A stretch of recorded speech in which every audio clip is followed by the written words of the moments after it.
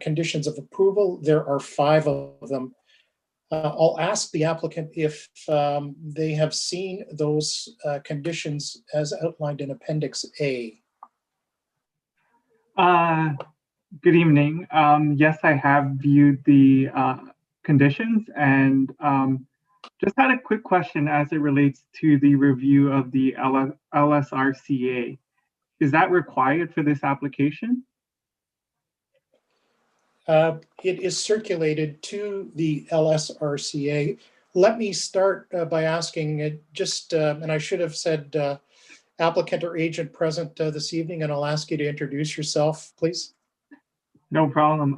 Good evening, Chair and committee members. My name is Rafael Romero of Toronto. I'm a planner with Zilling Consulting Limited, the authorized agent working on behalf of Timwin Partnership.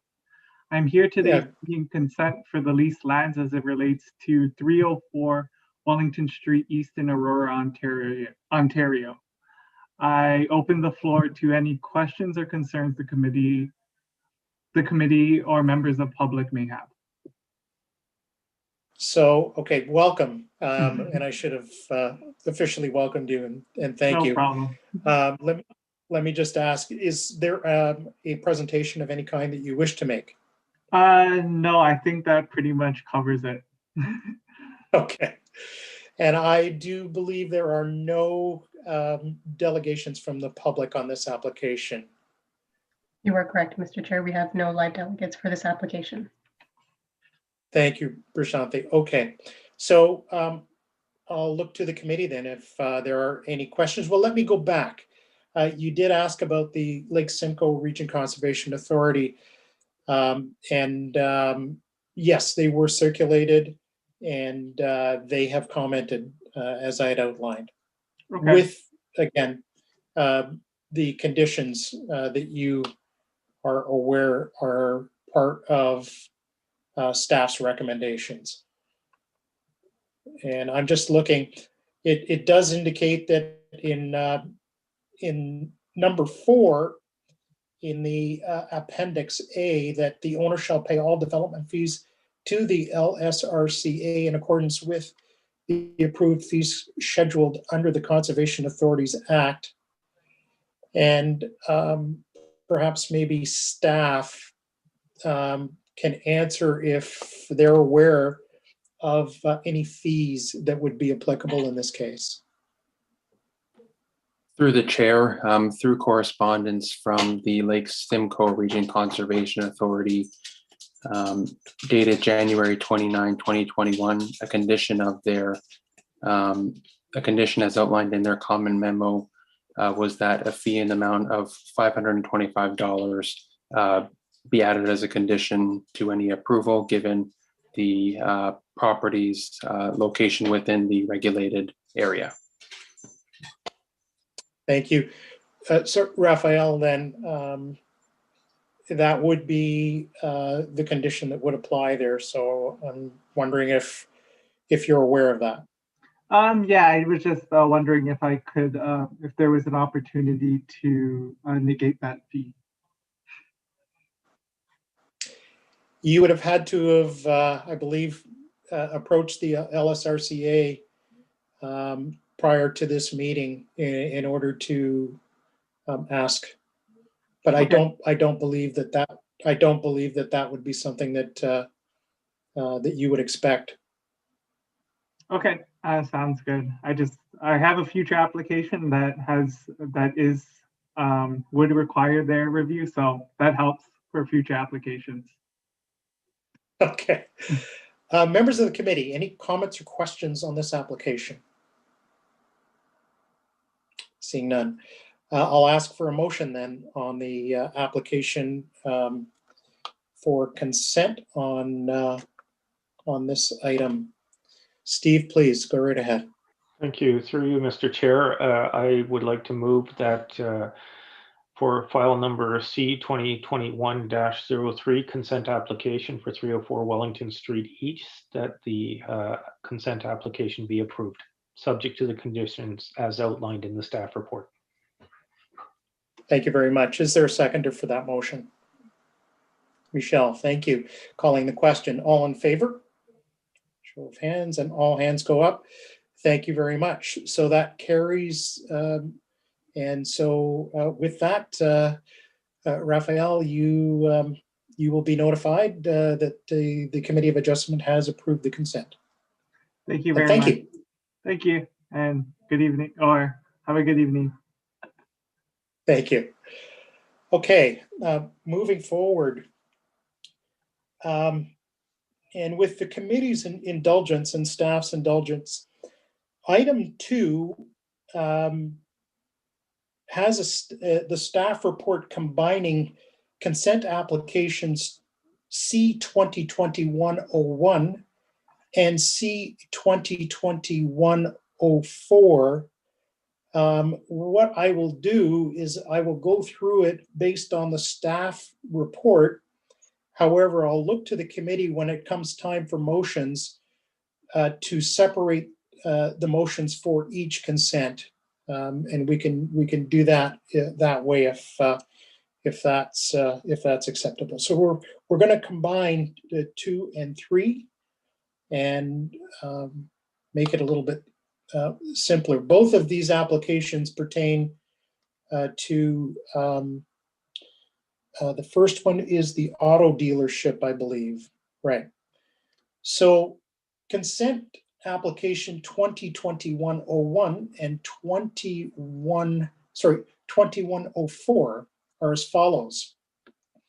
The purpose of the proposed consent applications is to facilitate the creation of one new lot fronting on Wellington Street East and an easement for services and access. Details on each of these applications are as follows. For C 2021-01, the applicant is requesting provisional consent to A, sever and convey a parcel of land, Part 5, with an approximate area of 1.13 hectares or 2.8 acres, and lot frontage of 106 meters, 347 feet on Wellington Street East, and B, retained lands parts 1, 2, 3, 4, 6, and 7 with an approximate area of 9.38 hectares, 23.2 acres, and frontage onto Wellington Street East. C 2021-04, the applicant is requesting provisional consent to grant an easement for access over parts 3, 6, and 7 in favor of parts 5, 8, and 9, and B, grant an easement for servicing over part 6 in favor of part 5.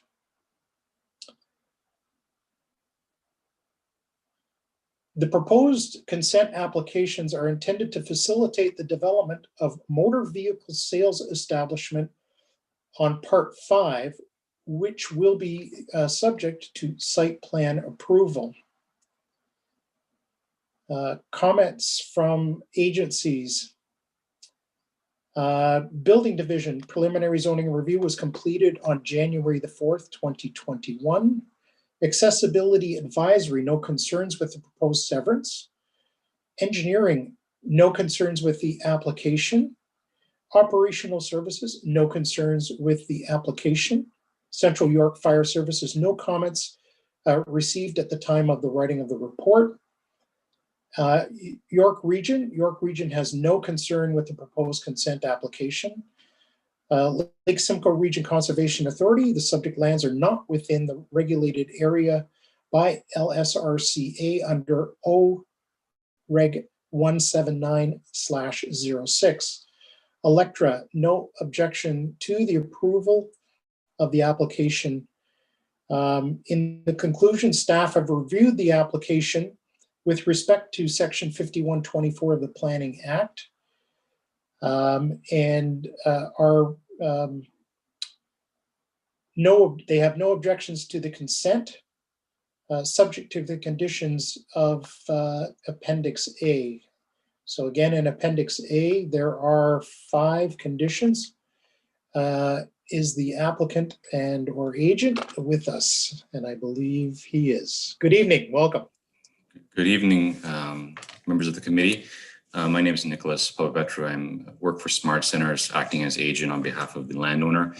I've prepared a bit of a presentation, and as you can see on the title page, I've actually would like to present both C 2021-01 and C 2021-04 together with C 2021-02, 05, and 06, which, Mr. Chair, I don't think you read the summary from the staff report on those, but I think it's important because they're intertwined to an extent, and I think it's easier for me to tell that story to the committee. So I'm in your hands as how do you proceed? Yeah, so Nicholas, that's terrific. If you want to combine both of them into one presentation, when we get to the other block, obviously your presentation will have already been given and we can note that. So that sounds like a very good idea. Okay. Next slide, please. Thank you. So just for some history for the committee, I was before the committee in March of last year, and we obtained approval from the committee to sever a 7.8 acre piece of land identified in red and with a retained piece identified in blue of 26.5 acres. And this is why there's two separate applications before the committee, because they're actually two separate landowners. Next slide, please. And then in November of 2020, we obtained approval from council for an official plan and zoning bylaw amendment to permit a wider range of uses on the property, including self-storage and automotive dealership uses. And again, the intent is for this property, especially on the east side, identified as the east block, to develop as one cohesive master plan development in a campus-like setting with private drive aisles serving all of the future development parcels. And this is why we're here today, for the committee to ask for the committee to approve those easements. The automotive dealership that was referenced in the staff report is outlined in dark blue in the top right corner of the east block. That's a future automotive dealership that will be submitting site plan applications shortly to the town for consideration. And the future self-storage building is in the bottom left corner of the east block, identified as this with the Smart Stop logo there, outlined in light blue. Next slide, please. So again, as I mentioned previously, although there are multiple landowners here, the intent is for this property to develop and feel like under one single ownership with shared accesses and easements in place for servicing. Access to the property will be via Goulding Avenue, which will bisect the east and west block. And we've actually started construction of Goulding Avenue, and we hope to convey that to the town late spring, early summer this year. Next slide, please. This is just a quick rendering of the east block facing south. So Highway 404 is on the west side. And again, it's a mixture of commercial uses, including office, automotive dealerships, self-storage, and some retail. Next slide, please. Next slide, please. So the first two applications that I'd like to speak to are C 2020-01 and C 2021-01 and C 2021-04. And again, dealing with the lands outlined in blue. Next slide, please. So we would like to seek the committee's approval to sever a 2.8 acre parcel of land identified as part 5 and outlined in red on this reference plan. And the intent again is for this parcel to develop as an automotive dealership. The retained parts will be parts 1, 2, 3, 4, 6, and 7. We'll have approximately 23 acres. And that includes Goulding Avenue, but again, Goulding Avenue will be conveyed to the town once it's completed later this year. Next slide, please.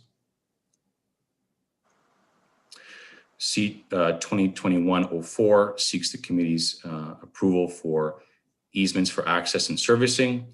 So the access easements will be over the drive aisles identified as parts 3, 6, and 8 outlined in blue. And we are also seeking the committee's approval for a servicing easement over the central drive aisle, which is shown in blue and identified as Part 6. And those easements will benefit both the future automotive dealership in Part 5 and the future self-storage building and Parts 8 and 9. Next slide, please. The second set of applications, C 2021-02, 05, and 06, deal with the block outlined in red, which was severed back in March of last year. Next slide, please. Again, the request to the committee is to sever parts 10 and 11, which is approximately 6.24 acres of land for future development purposes, and retain parts 8 and 9, which is approximately 1.58 acres for the future development of a self-storage building. Next slide, please. And again, to complete the access easements, we are requesting the committee's approval for access easements over parts 8 and 10 in favor of parts 1, 2, 3, 4, 5, 6, and 7.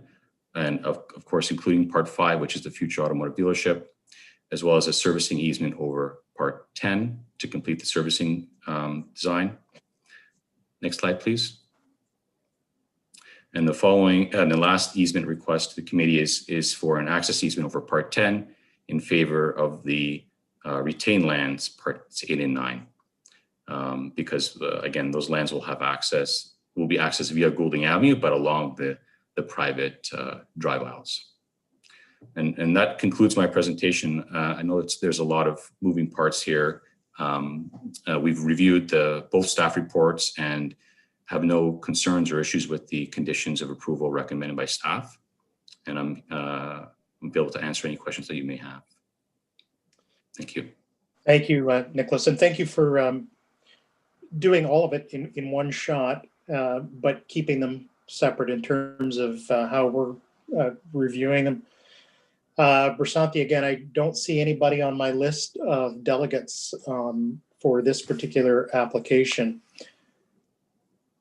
And I don't think anybody has joined since our conversation this afternoon, right?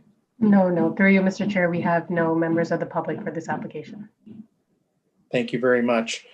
Members of the committee, any questions or comments to Nicholas on on his presentation, and on specifically on the first two consents, which are 01 and 04? Yes, Michelle. It's not a question, it's just a comment. With all of these changes coming at us every 6 months, I guess it really depends on what's going on with who wants to take the property and what they want to use it for, that you need to sort of change up the plan and change up the shape of the land and so on. All I can say is just, keeps your head spinning. That's for sure. Yeah, personally, I don't see an issue with it. It's that it's a lot of, like you said, a lot of little bits and moving parts that continuously need to get approval based on who is going to do what with the lands there. So just a comment. Thank you. Yeah, it's good though that we're happy that there's some things happening on those lands, especially during COVID. So we're excited about that. That's it. Yeah, that's it for sure. Anyone else? Daniel, yes, please go right ahead. Thank you, through you, the chair. Just an extension on that. With the easements that are being suggested, this is a fairly permanent structure. We see the names of BMW being shown on the actual document. Does that mean that these areas are actually being attributed to real customers, or is this all in anticipation of a potential future deal? Or can you, I know you can't go into too much detail if there is some NDAs in place, but just in broad, are these fairly certain that these buildings or these lands are going to be occupied as hoped?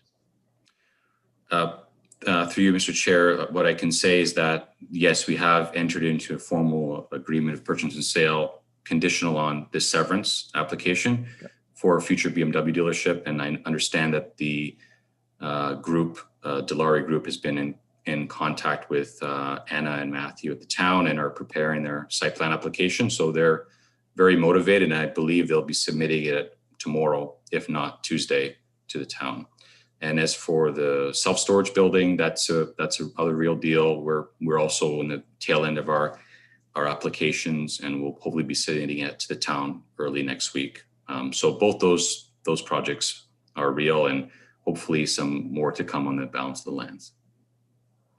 Excellent. Yes, because personally, I'm really looking forward to the Farm Boy. So thank you. Okay. I got it in just there. a comment. Steve, did you have any comment or question, or no? Just on the auto dealership, and I'm familiar with requirements in terms of access. So Part 5 would not have direct access to Wellington. Am I correct, Nicholas? You're correct. I think because of the proximity to the highway, the access will be exclusively through Goulding Avenue, and they're well aware of that. And I think now with modern automotive dealerships, a lot of their vehicle stock is kept off site somewhere else. So it's a very actually modern looking building. It's a 2-story building. It's really exciting looking building. But they're comfortable with that access. Terrific. Is Part 11, the large block immediately to the west of that, is that predominantly accessed via Goulding as well? That's that large block? Yes, that's so both the east and the west block. The west block, which is where the Farm Boy will hopefully come soon. Both those blocks will be exclusively accessed from Goulding Avenue. Those entrances along Goulding have been set and approved by the town and the region, and we're constructing Goulding Avenue with that in mind. So we understand that the region and the MTO will not allow for any access off of Wellington, and we're planning according to that, those approvals. And when I look at Part 7, that's a common, that's again off of Goulding. Is that Part 7 sort of would give me the idea that that's going to be a laneway? Would that laneway would also provide access to the self-storage, or will the self-storage also have access directly to Goulding?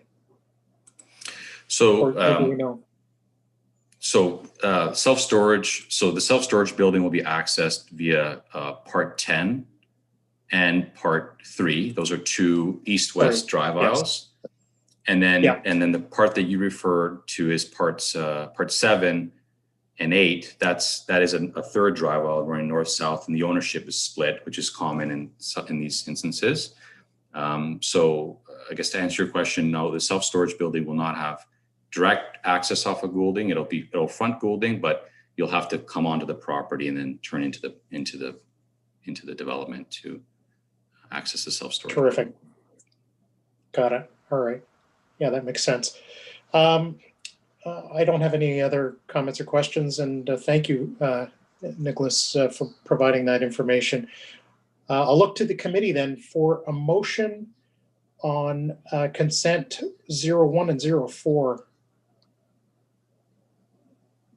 Stephen, yes, thank you. Thank you, through you, Mr. Chair. So we'll be doing both consents through one motion? We'll do one consent. I think we can approve. Separately. Well, yeah, let's do them all separately then. Fair enough. So Thank you, Mr. Chair. So through you, I move that for consent application 2020-01, that this application be approved subject to the conditions outlined in Appendix A of the staff report. Thank you. Seconder? Michelle, thank you. Calling the question. All in favor? That carries. I'll let you continue, Steve. Thank you. Thank you. Through you, Mr. Chair. Secondly, I move that consent application 2021-04, 1623 Wellington Street East be approved subject to the conditions outlined in staff report Appendix A. Thank you. Seconder, Daniel, thank you very much. And all in favor? And that carries. Thank you. So moving on to the next item, which would be item 4, which we will combine with item 5 and 6 as reflected in the staff report. So this is Aurora Self-Storage Inc. at 1623 Wellington Street East. These are consent applications 2021-02, 2021-05, and 2021-06. The purpose of the proposed consent applications 02, 05, and 06 is to facilitate the creation of one new lot fronting Wellington Street East and easements for servicing and access. Further details are as follows. Consent application 2021-02. The applicant is proposing provisional consent to A, sever and convey a parcel of land, parts 10 and 11, with an approximate area of 2.53 hectares or 6.24 acres, and lot frontage of 194 meters or 636 feet, and B, retain lands parts 8 and 9 with an approximate area of 0.64 hectares or 1.58 acres, and frontage onto the future extension of Goulding Avenue, Part 1. C 2021-05, the applicant is proposing provisional consent to A, grant an easement for access over parts 8 and 10 in favor of parts 1, 2, 3, 4, 5, 6, and 7, and B, grant an easement for servicing over part 10 in favor of parts 1, 2, 3, 4, 5, 6, and 7. The applicant is proposing provisional consent to A, grant an easement for access over part 10 in favor of parts 8 and 9. The proposed consent applications are intended to facilitate the development of a commercial self-storage facility on parts 8 and 9. Comments from departments and agencies are as follows. Building Division preliminary zoning review was completed on January the 4th, 2021. Engineering Division, no concern with the proposed severance. Operational Services, no concerns on the application. Central York Fire Services, no comments have been received at the time of the writing of the report. York Region has no concern with the proposed consent application. LSRCA, the subject lands are not within the area regulated by LSRCA under OREG 179-06, and Electric Utilities has no objection to approval of the application. Planning staff have reviewed the application with respect to section 51 brackets 24 of the Planning Act. And staff have no objection to the approval of consent applications 2021-02, 05, and 06, subject to the conditions as outlined in Appendix A. And those are, I believe, the same conditions as appears in the item that we've reviewed. So for the record, applicant or agent, Nicholas, you've already given us a detailed presentation. So the chair will acknowledge that the presentation applies to the consent applications that we are considering at this point. No presentation then will be required, correct, Nicholas? Is there anything else that you wanted to add on them? No, thank you. So I'll look to the committee or members of the public who we know are not here this evening, which has already been confirmed by staff.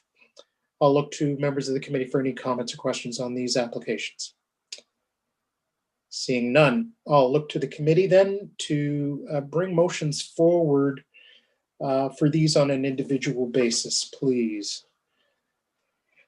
Daniel, go right ahead. Thank you. Through the chair, I move that we approve C 2021-02 with the conditions of approval as shown in Appendix A. Yes. Thank you. Seconder? I apologize. Through you, Mr. Chair. Did we not just do 2 and 4? We Or- did 2 and, sorry, we did 1 and 4, so we're at 2. 1 and 4. My mistake. So I do second this motion. Thank you. All in favor? Show of hands, and that carries. Daniel, do you want to continue? Sure. So I move that we also approve C 2021-05 with the same conditions of approval as listed in Appendix A. And I'll look for a seconder. Steve, thank you. All in favor? And that's unanimous. Thank you. And finally, I move that we approve C 2021-06 with the same conditions as outlined in Appendix A. thank you. Seconder? I see Michelle's hand coming up. Thank you, Michelle. All in favor? And seeing all hands, thank you. That carries. So Nicholas, you're familiar with the drill. It's approved by the committee, and you will be advised accordingly that these applications have all been approved. So thank you very much for being here. Thank you so much. Have a great evening. Thank you. You as well. All right. So members of the committee, we are moving forward here, and we are now at item 7 on the agenda. And item 7 on the agenda is a minor variance application for 12 Hawthorne Lane. And this is minor variant. This is minor variance MV 2021-02. So this application, the applicant is requesting relief from the town's comprehensive zoning bylaw 6000-17 is amended to facilitate the development of a 2-story single detached dwelling. The following relief from the requirements of the town's zoning bylaw 6000-17 amended is requested. A, section 7.2 of the zoning bylaw requires a minimum interior side yard of 3.0 meters. The applicant is proposing a 2-story detached dwelling, which is 1.8 meters to both interior side property lines. B, section 7.2 of the zoning bylaw requires a minimum front yard of 9.0 meters. The applicant is proposing a 2-story detached dwelling unit, which is 8.6 meters to the front property line. And C, section 5.61 triple I of the zoning bylaw allows a maximum driveway width of 10.0 meters if the frontage is greater than is 18.0 meters or greater, with the exception that the maximum driveway width at the street line shall not exceed 6 meters. The applicant is proposing a driveway width of 6.4 meters at the street line. So the applicant stated reasons for not complying with the zoning bylaw are for the front yard and side yard setback relief. The current existing house is actually in contravention of the setbacks. I don't believe we need to go through that. Pardon me, I'd highlighted it on my notes here, but we do not need to review that. Departments and agencies circulated. Engineering Division. We have reviewed the above noted application, have no objections. Building Division. Preliminary zoning review conducted and no comments provided specifically on the application at the time of writing of the report. Accessibility advisor, no comments provided at the time of the writing report, as well as the traffic analyst. Operational services, Parks Division, we have reviewed the documentation for the property associated with the above noted application. There are trees situated on the property, subject property and or property line that may be impacted by excavation or disturbance due to demolishing and construction. This may result in irreparable damage to the root system and or canopy to one or more of these trees. Documentation received does not indicate any tree removal. However, there is potential for impact of trees that requires formal confirmation. So in view of that, there are some specific recommendations that are included. I will not go through all of them in detail. But all of the conditions above, which is the last bullet in those, all of those conditions, indicates that they be included as terms and conditions in a letter of undertaking with the town of Aurora to guarantee compliance with the conditions of approval and all related site works. Central York Fire Services, no comments provided at the time of the writing of the report. Legal Services, no comments with the proposed minor variances. The Regional Municipality of York has completed its review of the above variance, has no comment. LSRCA, the property is not within an area regulated by Ontario Regulation 179-/06. And generally, they will not be providing comments nor collecting the LSRCA review fee. Electric Utilities have reviewed the proposal. Variance application, have no objections. Pardon me. Planning staff have reviewed the application with respect to Section 45 of the Planning Act as amended and recommend approval subject to conditions. And those conditions are indicated in Appendix A. And I believe there are 7 conditions.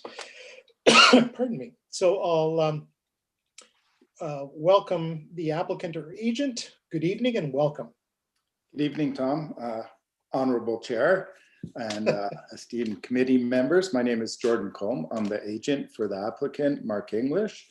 I believe the application for the minor variance fits the test for what is considered minor and as confirmed, obviously, by the review of the planning staff. So I wish to let the application stand as submitted and not draw this out any longer than it needs to be, as I feel any letter of undertaking as well, we would be happy to, of course, entertain in regards to the trees and all the bullet points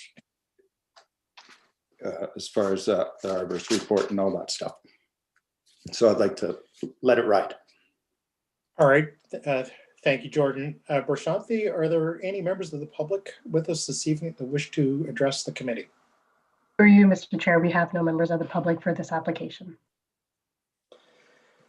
Okay, thank you very much.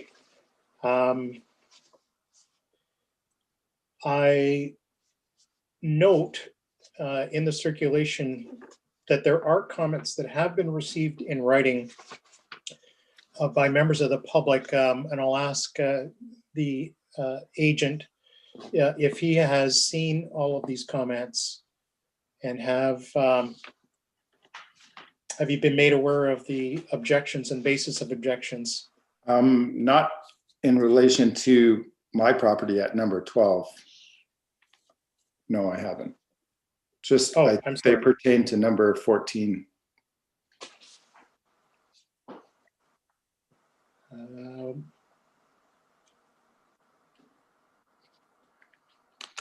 Just let me just very quickly rescan this. I think you may be correct on that. All right. So I'll look to members of the committee for any comments or questions to the applicant.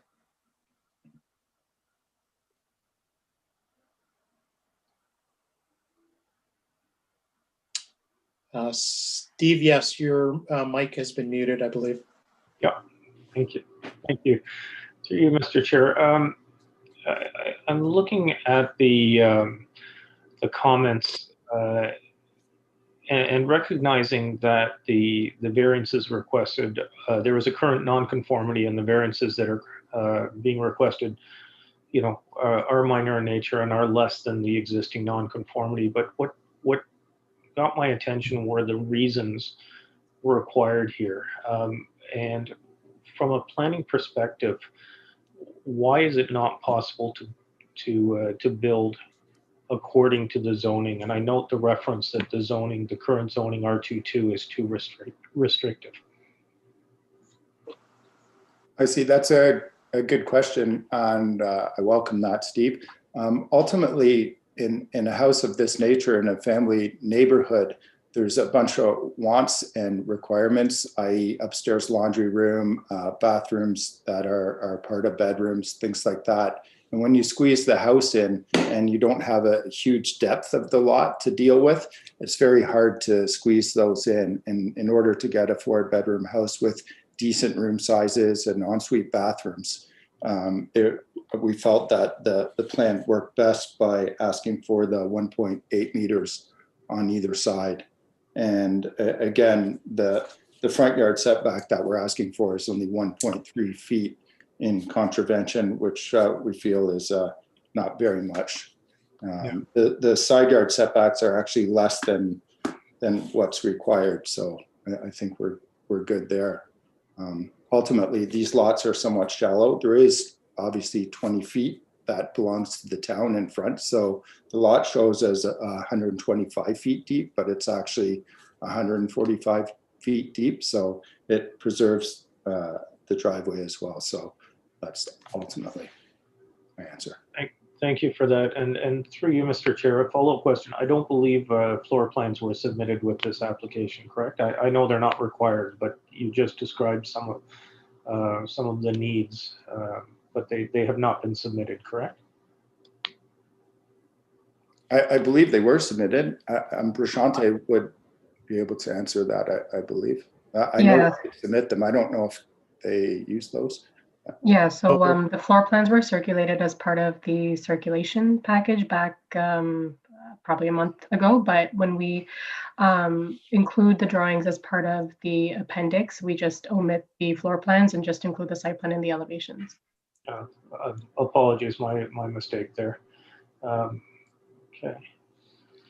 Now, you mentioned through you, Mr. Chair, you mentioned that the side yard setbacks are not requested are more than is required. Is there a reason for that?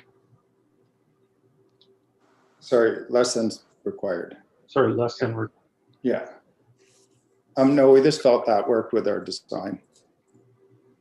There's no particular reason to go to the max, right? Our side yard setbacks are 6 feet on either side. And the existing side yard setbacks are 6 feet and 4 feet. So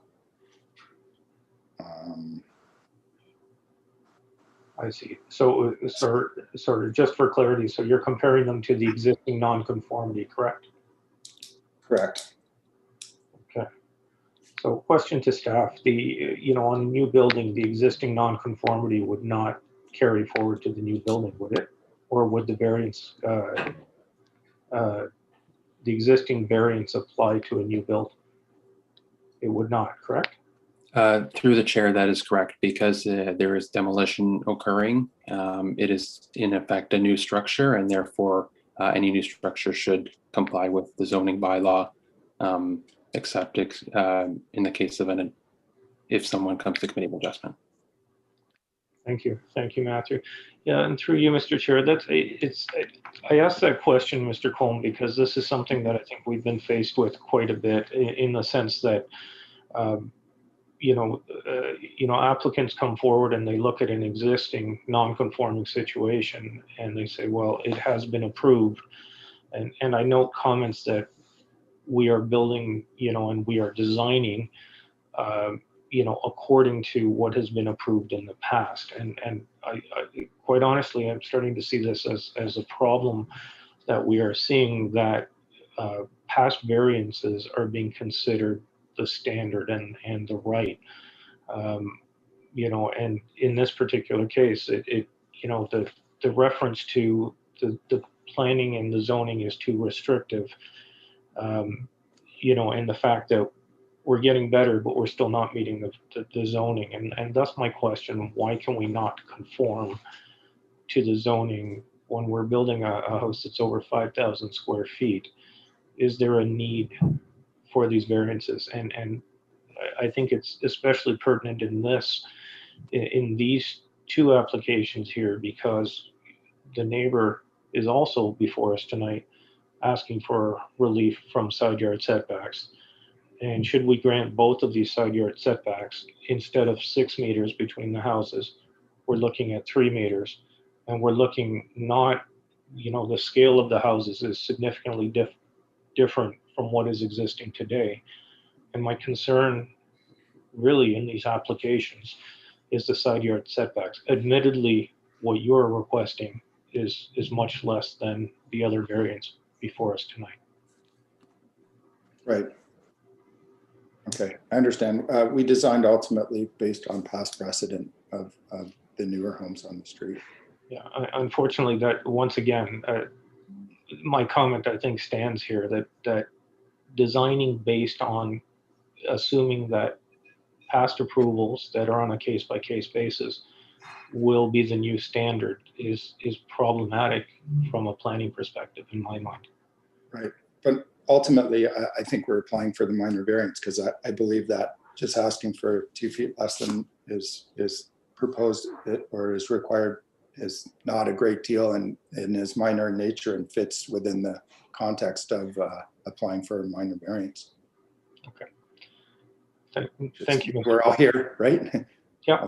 Well, once again, just because we can do it doesn't necessarily mean we should. So I guess that's my comments, but thank you. I've got the answers. Thank you, Mr. Cole. Again, really, if I had the floor plan here, or I could show you, it really does help with sort of squeezing in the laundry room and ensuite bathrooms and bedroom sizes. Just that little bit of extra room is actually all the difference. Thank you, Mr. Coleman. In fact, that's a very good point. And as as my colleagues, ask their questions, I will certainly bring up the floor plan as well. And, right. And thank you. Thanks, Steve. Thank you. Any other member of the committee wish to comment or question? And perhaps while you're thinking, maybe what I'll do is I'm going to jump in at this point, Jordan, if you don't mind.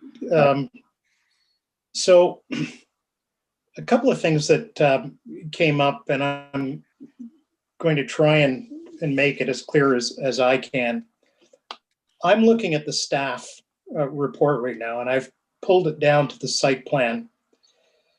And I'm assuming that the architects took the information on the design and put the information into the table that is attached, identifying the property owner and all of the setbacks and what have you. And if you go down on that table, it says maximum allowable coverage is 35%. Proposed coverage is 37.27. That's proposed.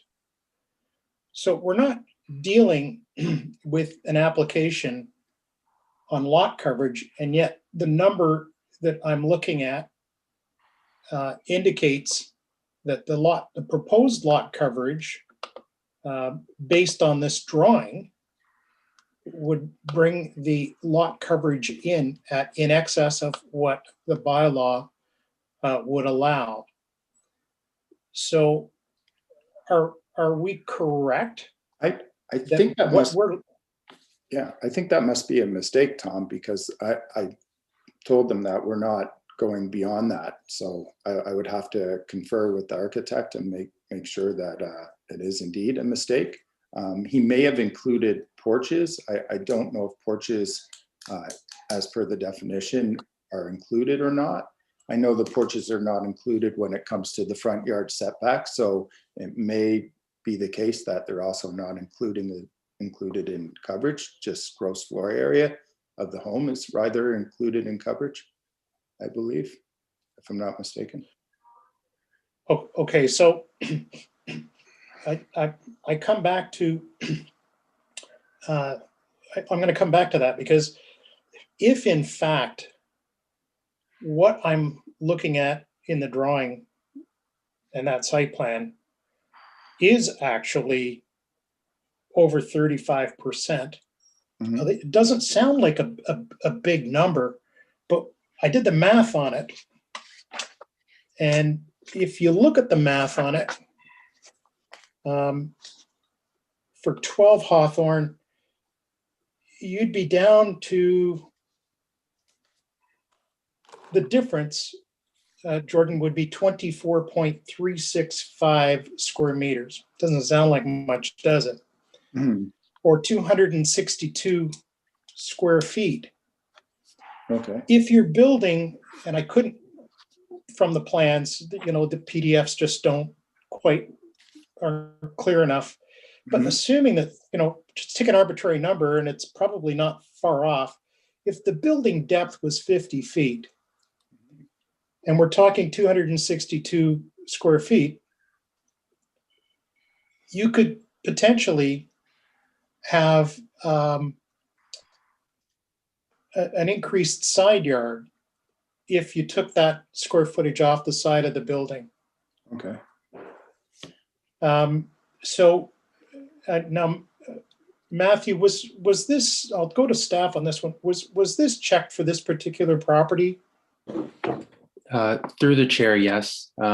So the zoning division does their review independent of the site statistics table, and they confirmed that the lot coverage was under the 35% at 34.66% for the property.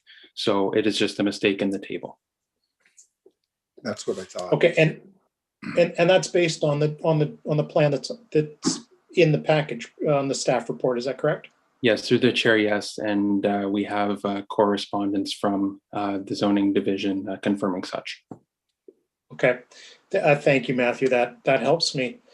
I was kind of hoping that maybe there was an error and that we could improve those side yards, you know, by reducing the footprint by roughly 24 square meters. However, that doesn't appear to be the case. Okay. And again, to Steve's comment, you know, normally, and you know, Jordan, you're familiar enough because you've appeared before this committee and you appeared before me in particular, probably more on, you know, some of these where we're dealing with a specific individual with a specific need. And in this case, it's hasn't been demonstrated, you know, that you know, that there is a specific need when I look at it. Your application and your notes on the application are, as Steve pointed out, are pretty clear that, you know, yes, the current house is in contravention, and you're trying to improve the setbacks.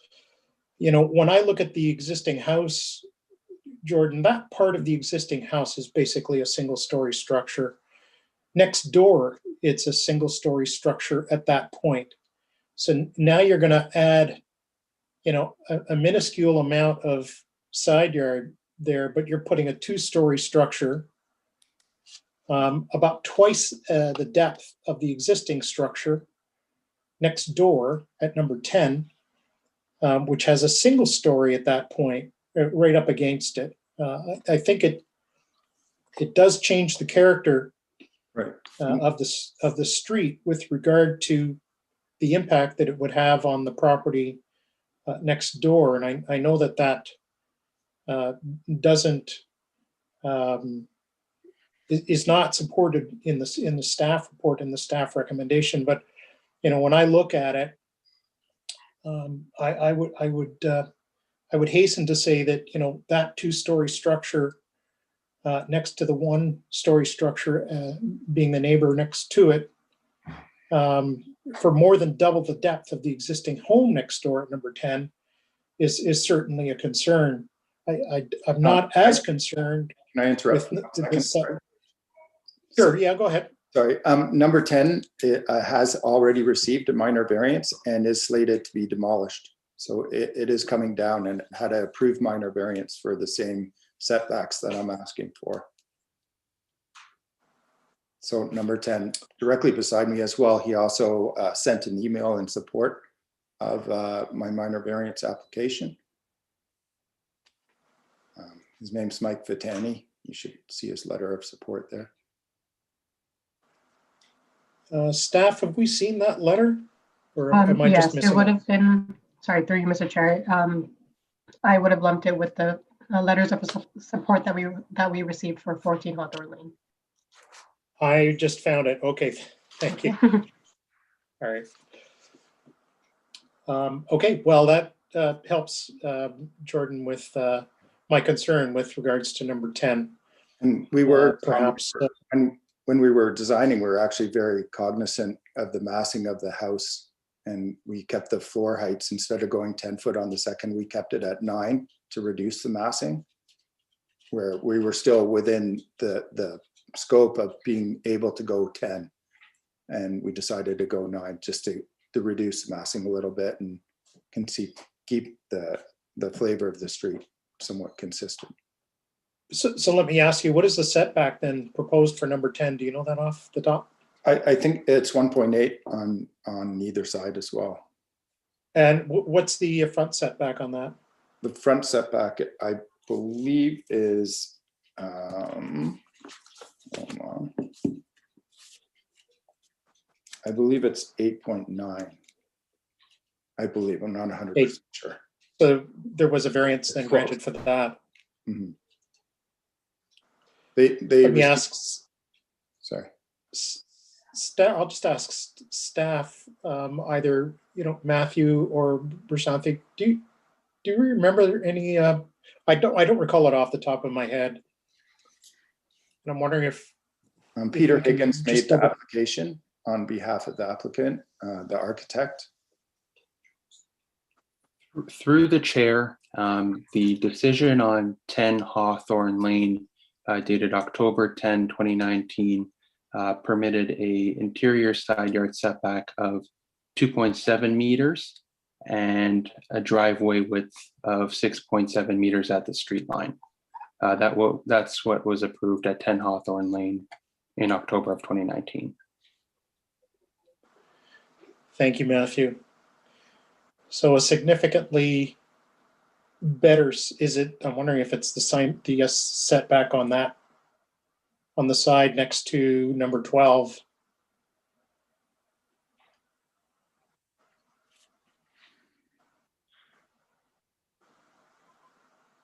So that would actually increase the spatial separation between 10 and 12. Right, because currently it's 1.26 or at the back and 1.28 at the front.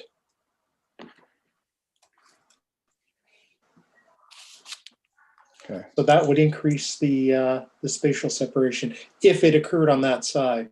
Mm-hmm. Okay.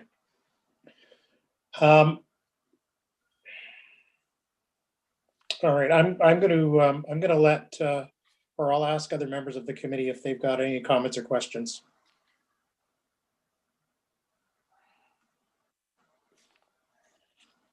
I know they're both looking at the files, which are open in front of them.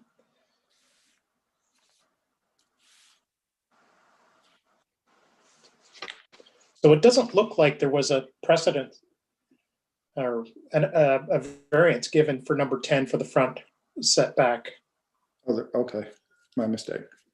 So that would have been the 9 meters.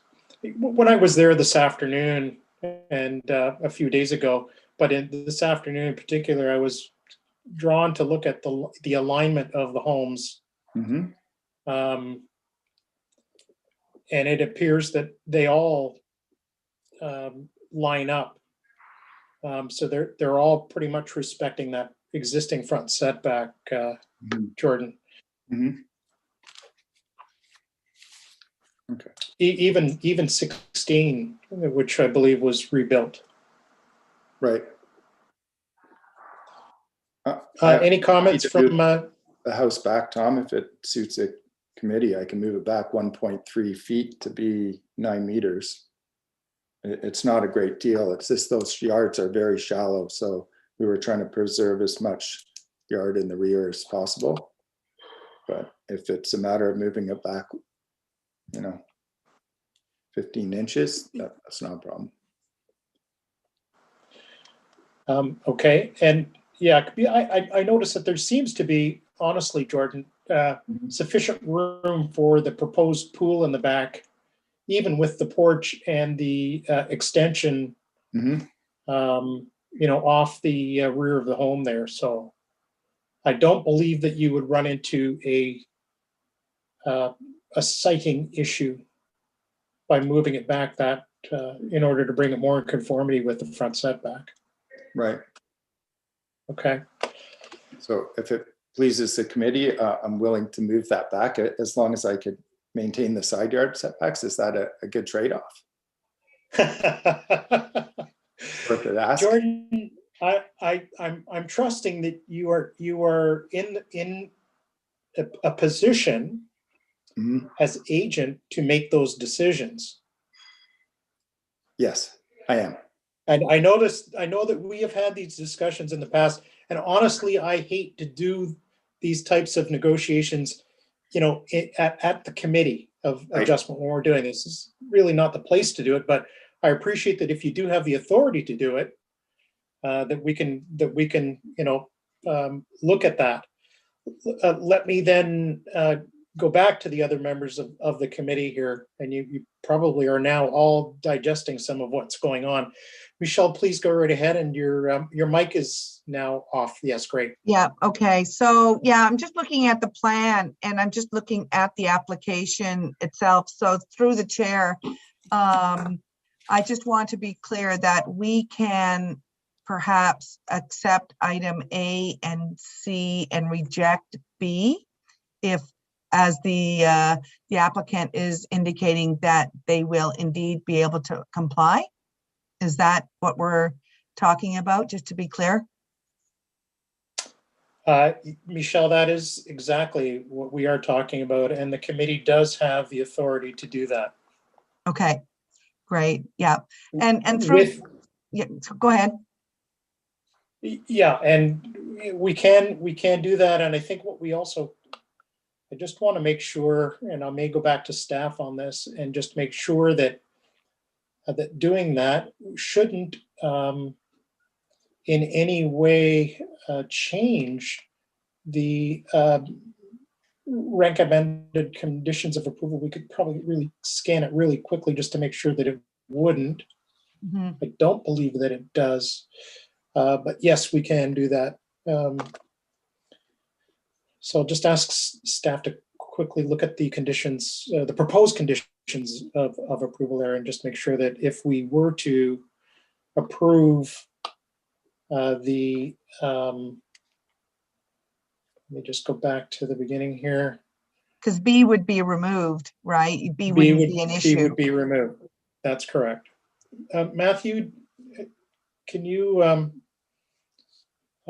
just, I don't know, have a look at the appendix? Through the chair, that sounds right, except for condition 1, that would be subject to the caveat of recognizing the 9-meter front yard setback. Correct. Okay. So that condition, through the chair, that condition, question to staff would be removed? Through the chair, staff would not recommend removal of the condition. Okay. Instead, modifying the condition to recognize that variance B will not be approved. Okay. And through the chair, Right. and just a comment back to Jordan. Looking at the plan, and I understand that the needs of Aurorans and people moving into homes needing ensuite bathrooms and laundry rooms on the second floor and so on. I must say that the rooms and the bathrooms are massive, and this house is for a very special family that requires those massive closets, for example, and so on. So in my opinion, I certainly think that even the side setback requirements could be met by squishing the rooms just a little bit and still being able to comply with the zoning bylaw. In my opinion, just looking at the home plan, because it is massive. Okay, I appreciate that comment, Michelle. Again, we're talking about custom homes, and clients are laying out a huge sum of money that I assume they work very hard for. And again, they're paying taxes in the town, and I assume law-abiding citizens. So I don't think it's too big an ask for, especially sitting in front of a minor variance committee, to ask for something that's extremely minor in nature to make a dwelling that they're happy living in, right? That's my response. I think, Jordan, some people would tell you that, going from 3 meters to 1.8 is not minor. In fact, those comments are very much being expressed for 14 Hawthorne, which is, somewhat related. So, that's, again, something that we've heard at this committee time and time again, where, people do come forward and they've got a hardship, and the hardship is reason for, asking for minor variances. And when they're justified, we certainly take that very much into consideration, as well as the scale and size of existing homes in the neighborhood. That's something that we really must consider. Stephen, I see your hand up there, so I'll let you. I would like to compliment that. So through you, Mr. Chair, Mr. Foam, I would say these are some of the smaller variances that we've seen. However, I get back to the point that this lot was purchased according to certain zoning in a stable neighborhood with predominantly smaller homes, and people are coming in and saying, I need 4 bedrooms with ensuite, with a butler's area, with large open areas, and feeling that it's a right to ask for a minor variance because it's minor, and not respecting the zoning and not respecting the stable neighborhood. And with all due respect, we are a committee representing all residents, and there was a significant public consultation, regarding stable neighborhoods, significant negotiations, and zoning matters. And the fact of the matter is, the side yard, if we apply the zoning as it applies to 12 and 14, there should be 6 meters of separation between these buildings. And acknowledging that is not the separation that exists now. There was a non-conformity, but significantly smaller houses, significantly smaller massing, and we are changing the look and feel of the neighborhood. And it's what we're seeing here in the applications tonight is a bit of a slippery slope. Okay, so acknowledging that your application does not extend or request the extent of relief that the neighboring property does, but it does look for a front yard setback, where in the past we had a smaller side yard setback it is now incrementally larger on this home. And, you know, the application we're about to hear is once again incrementally larger. And now we're adding front yard setbacks and then potentially larger front yard setbacks. And I think you know, what I'm trying to convey is we're at a bit of a slippery slope. And when I see applications coming through that say I'm building based on a neighborhood that is largely becoming an exception neighborhood, why do we bother with zoning at all? Because we're at this point, every single home is becoming a custom built that the zoning doesn't apply anymore. All right, and where do we stop? All right, especially if we use previous applications as precedent, as we have through. We're seeing the argument, I would say, made with 5 applications tonight, that we have exceptions granted, and these are the new standards, and now we're going to take it a little bit farther, right? And so once again, I do apologize, because I do recognize that of what we are seeing tonight, this is one of the smaller variances in terms of the zoning, but we are seeing a trend here. And, you know, the question is, what precedent are we setting here? I appreciate that, Steve. To my knowledge, as Prashante advised me, there was no objection to my application. So I'd still like to see it stand as submitted.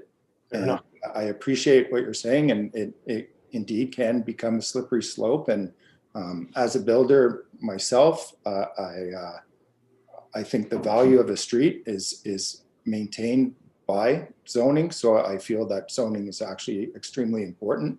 It's not a matter of saying, oh, I just, you know, stamp your feet and I want what I want because I'm spending a lot of money. That makes no sense to me. And Hawthorne in particular is a very special street. I think it has the chance to be something truly unique in Aurora as far as new builds. And I'm sure no one would contest that most of the older homes eventually, because of the lot sizes and the precedent of the newer homes that have already been built on the street, will eventually be fully built one day. And I think it's important to pay heed to the setbacks and the zoning. And again, I feel as though what we're asking for is minor, and having to go from what I'm asking to what is deemed by the zoning would significantly impact the design and the value of the house. And again, the value of the neighborhood for other people who wish to build, and the people who own lots who wish to sell to have their house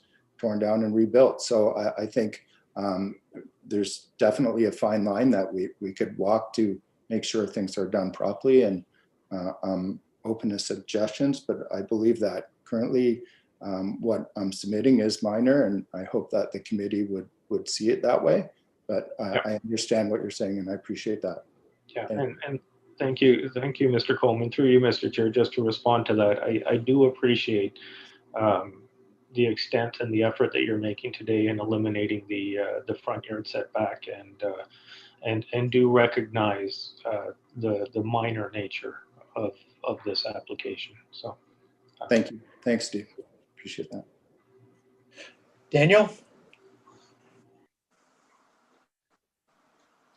No, I think the comments sorry, through the chair, the comments I have been articulated by my colleagues quite well, and they mirror the following item on the list.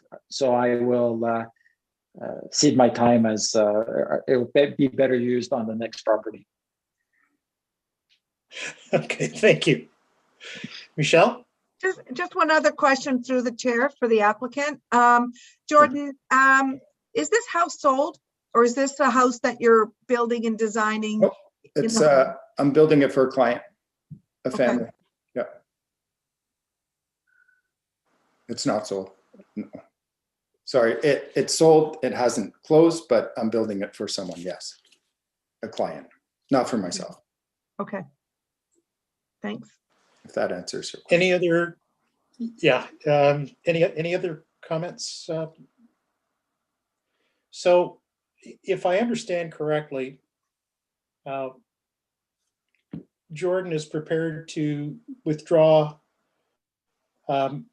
B with regards to the request to reduce the front setback from 9 meters to 8.6.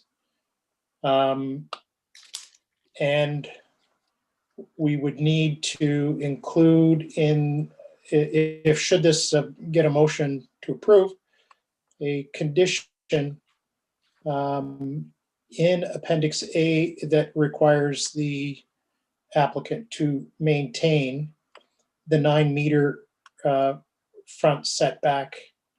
And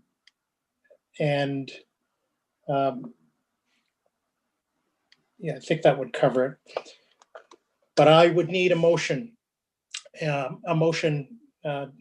one way or the other on this application. Yes, Steve. Thank you. Through you, Mr. Chair, I move that we approve minor variance application 2021-02, 12 Hawthorne Lane, sections A and C, and decline section section B, which is the front yard variance, and amend condition 1 to reflect as such. I'll look for a seconder. And that is seconded by Michelle. And I'll call the question. All in favor? And that carries. So, Jordan, here we are at the table and negotiating. But I appreciate that you do have the authority to do that. And I appreciate your willingness to work with the town and in particular this committee. And I'll look to staff to modify the appendix accordingly. And thank you very much, Jordan, for your time this evening and the way you've presented the application. Much appreciated. Okay, fabulous. Thanks, Tom. I appreciate everything. Yeah. Have a good night. Okay, good night. All right. Members of the committee, we're moving through then to the next item on the agenda, which is item 8. This is Patrick Gamble at 14 Hawthorne Lane. This is minor variance 2021-06. The applicant is requesting relief from the town's comprehensive zoning bylaw 6000-17 as amended to facilitate the development of a 2-story single detached dwelling. The following relief from the requirements of the town's zoning bylaw 6000-17 as amended is as follows. A, section 7.2 of the zoning bylaw requires a minimum interior side yard of 3.0 meters. The applicant is proposing a 2-story detached dwelling, which is 1.8 meters to the interior side property line. B, section 7.2 of the zoning bylaw requires a minimum interior side yard of 3.0 meters. The applicant is proposing a 2-story detached dwelling, which is 1.3 meters to the interior side property line. C, section 7.2 of the zoning bylaw requires a minimum front yard of 9 meters. The applicant is proposing a 2-story detached dwelling unit, which is 7 meters to the front yard property line. D, section 5.61 III of the zoning bylaw allows a maximum driveway width of 10 meters if the lot frontage is 18.0 meters or greater, with the exception that the maximum driveway at the street line shall not exceed 6 meters. The applicant is proposing a driveway of 6.7 meters at the street line.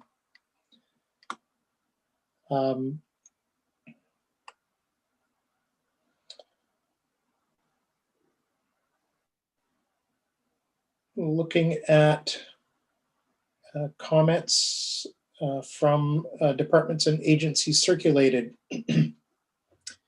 Engineering services.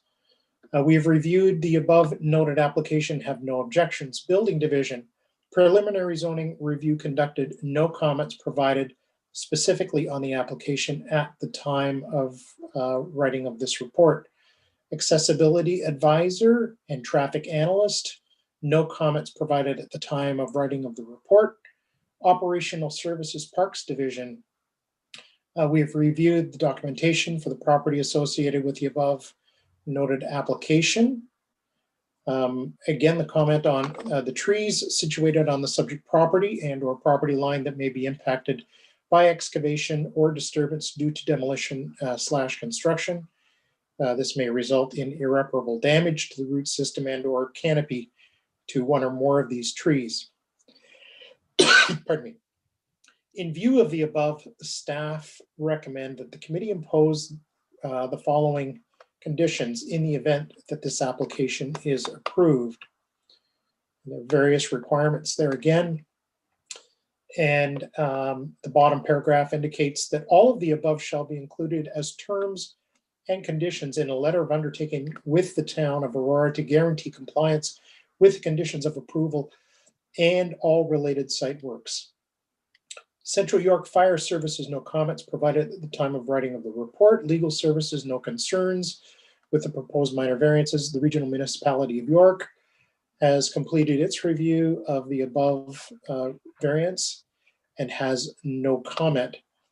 LSRCA, property is not within an area that is regulated by the LSRCA, Ontario Regulation 179-06, and will not be providing comments nor collecting the LSRCA review fee.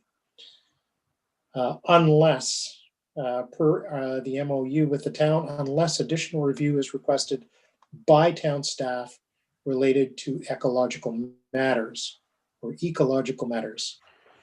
Electric utilities have reviewed the proposed variance application, have no objections to its approval, subject to its usual comments. In the conclusion, planning staff have reviewed the application with respect to the section 45, paragraph 1 of the Planning Act as amended, and recommend the approval of the subject to conditions of approval, and referring to Appendix A,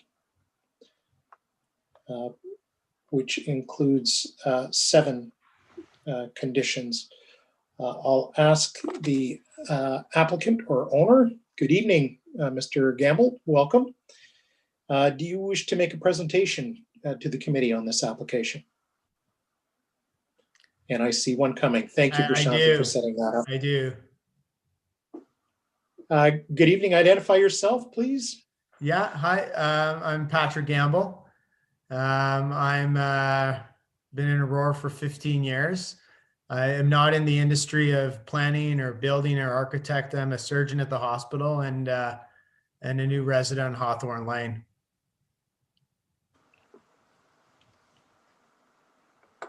I've been watching on YouTube and obviously get a sense of where the committee's at with some of these proposed variances. And, my house in particular in the front setback of 7 meters is certainly sparked a lot of conversation on the street.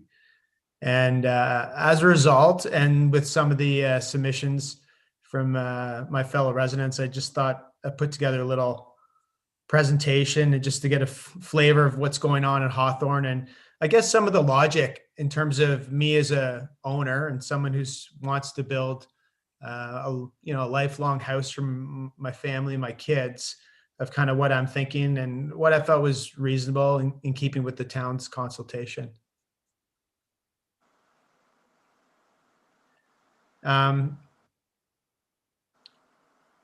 Shall I just continue along then? Are you guys good with that? Yeah, absolutely. Yeah. Yes, Mr. Gamble, the floor is yours. Okay. And we see a PowerPoint slide deck that's been brought up by staff. So if you want to just let Yeah. Prashant know when you want the next slide and, For sure. and go right ahead. Okay, that's great. Thank Okay, you. next, please.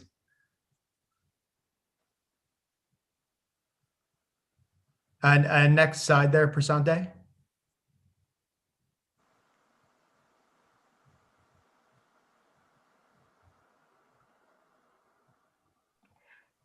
Sorry, am I on the right slide? Oh, the second slide there, if you don't mind. Okay. Yeah, there we go. Okay, good. Chair, Prashanthi, sorry, Patrick, just 1 second. Prashanthi, can you, on what we're seeing here, we've got the slide deck on the left side of the screen there, which is, I think, taking up some valuable real estate on my screen. I wonder if we can make the actual slide itself bigger, if that's possible.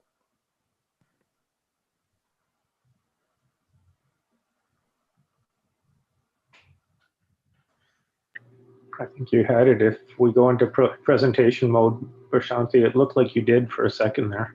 Yeah. I mean, on my screen, I can see the entire, like, I think I'm on presentation mode. Am I not? We're not seeing it in presentation mode. Okay, let me try. Oh, you must have two screens.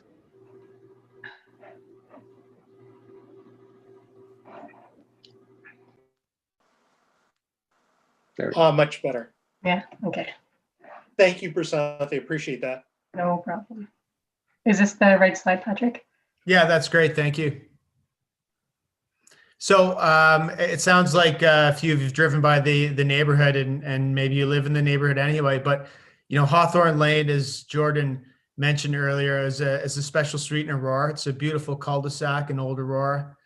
And the homes that we're talking about today were mostly built in the 1970s. The surrounding area is beautiful with mature trees. The lots are 75 feet deep or wide, and 125 feet deep to the property line. But there's another 18 to 20 feet from the property line to the curb, making these lots quite large and deep. And the street itself is quite special. It's the landscape's beautiful, but there's a real community feel to the street. Next slide there, Prasante.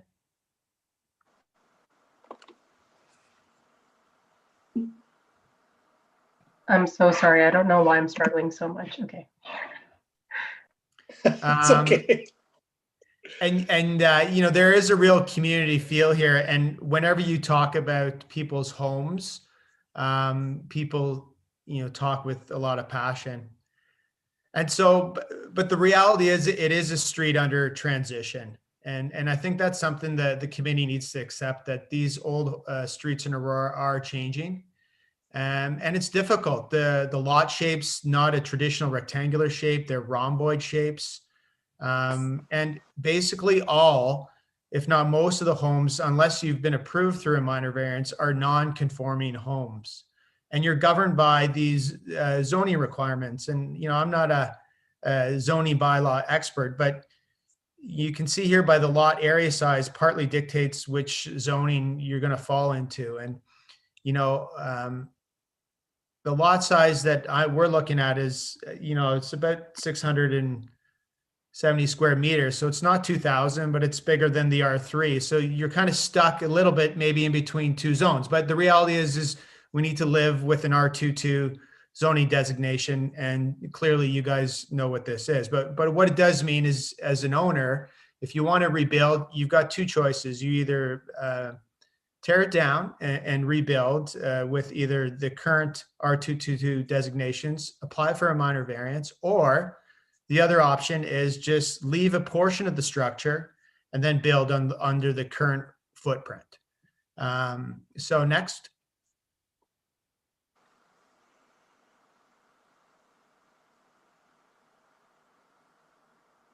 And so this is what's happened here. Is you've seen three beautiful, all big custom homes that have been built on the street. The one to probably your left screen is my neighbor. The two on the right are across the street from me. And then the one on the bottom is also a new build. Now, that owner decided to leave a structure and basically rebuilt or renovated, a large scale renovation on its footprint. And what that allowed in that scenario was to keep the current side setback. And the two side setbacks between those two homes is 1.2 each for a combined 2.4 meters. Next. And so, I'm a new resident. I bought on the street to build a custom home, and then, like, what do? I see, I call the town, I get a sense of what's going on. I look at my lot and what the landscape's given me. I ask some experts, architect, someone who's built in the area, builder, someone who's built and lives in the area, and then obviously the residents. And then I look at kind of what's been done in the past. And I know from the committee, it seems they're a little hesitant to set certain standards or basically have new residents come in or builders come in and accept that what's been given is going to be given to them. And honestly, I totally appreciate where all you are coming from. Next. So this is what I found, and probably what you've found as well is, there has been an 8.0 meter front setback approved. There's been interior setbacks at 1.35. There's that large scale renovation I showed you with a 1.2 meter interior setback. And then what lives on the street, and my lot's lot 5. And some of the homes we're talking about, including the one that was just approved for its interior side setbacks at lot 5. But where do they live on the street? Well, this is where they live. Number 12 is at 7.74 meters from the property line. Number 10, 7.69. Number 8, 7.71. Number 19 is 7.86. And so seven meters is here already from the actual property line. It exists. And on top of that, from the property line, there's another 20 feet to the curb. So but 7 is something where maybe some people in the street don't feel is acceptable. And certainly the current front setbacks of these homes are, again, non-conforming to the new bylaws. Next. So here's me. There's my house, number 14 Hawthorne. You can see it's a 1970s split level house. It's a 75-foot wide property, about 125 feet deep, plus another 20 feet to the curb. And it's a unique property, like every property on Hawthorne. The house itself is parallel to the side yards, but the lot itself is rhomboid. So it certainly yields itself to this ebb and flow within the street, which personally I love. There's a little back and forth, and you'll see with some of the new styles that have been built on that street, you'll watch different architectural features back and forth. My lot's unique. I've got a large tree in the front, which you can see here. I love it myself personally. A lot of the neighbors do. And I also have a collection of trees in the back. And so, I'm looking again to build a house similar to the other customs homes that were built in the house. And I think, well, where does it fit nicely that, is appealing to the neighborhood, to the frontscape, in keeping with the ebb and flow of the street, and then preserving some of the natural, elements in my lot, the front and the back. Next. And so this is kind of where I've come up with is, architecturally, it's a craftsman style home. It's very similar to, again, a lot of the new homes that have been built on the street. It's a big house, obviously, but I feel like architecturally, there's lots of elements that bring it down in size. It's got a traditional garage on the left. And, in my opinion, it was placed pretty centrally in the lot. And it preserves a lot of the natural trees, which myself I would like, and I thought would be good for the neighborhood. And so what that left me with was a driveway setback at 6.7. There's interior east side, which was 1.3. And so when you add the two up together, it's 3.1 meters. And my logic was, if 2.4 was okay, for a large rebuild renovation, well, maybe this would be okay. And the other interior side setback was 1.8, with the idea that from side to side is relatively unchanged. I am asking for increased front setback. It did start at 7, but 7 has definitely sparked a lot of enthusiasm through the street. And, you know, after consulting with my neighbors, and they suggested, like, could you bring it back a foot? I thought that was reasonable. And so my proposal today was to amend it to 7.3 meters. And so, you know, the idea with this, from my perspective at least, was that, yeah, I'm asking for a little bit more in the front. This is in keeping with every other house that's been built. It has moved up a little bit from their native footprint. The interior side setbacks are unchanged from where the house is, and most of the additional masses of the house is going to the rear. Next. So, you know, it's always hard to kind of get a sense of really what kind of I was asking. So I thought maybe this would help the committee. And so the picture on the left is the front of my proposed dwelling. The red line is where currently my house is. And then the next picture over is the red line where my house is, and then where my current porch is, uncovered porch. And I know that's not the reference point that people use to reference front setbacks, but you know, that is kind of what you feel when you look at my house. And you can see from the picture on the left is that is kind of, you know, the front of the house visually. You can see the current setback of my house is 8.46. And then, you know, the next picture over is the outline of my proposed dwelling in blue. And, you know, the garage is jutting out a little bit to the left. It then falls back to where the frontage is. And then the porch actually is less than the current porch. The current entrance is exactly where it is right now. And then it jumps out a little bit, which is where the added front setback is being requested from. And you know, the thinking for me, at least, and you know, the experts that I've consulted, is that, you know, you can soften this by the tree.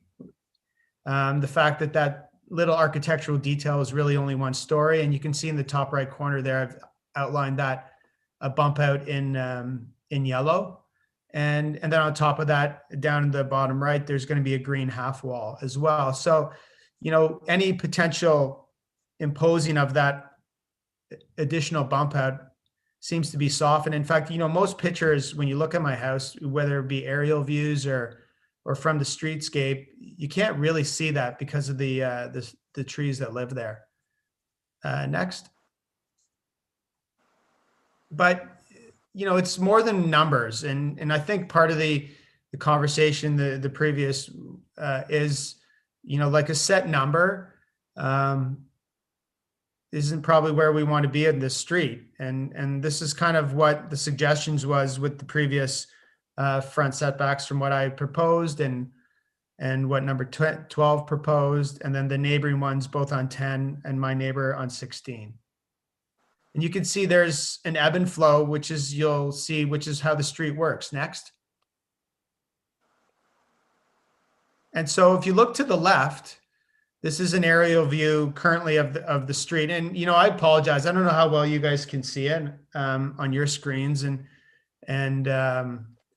you know, like the images are grainy, but it's the best I could do, at least to describe what I was suggesting. And so you can see that there, and the chairman alluded to this back and forth of each house, how one sticks out and one kind of settles back.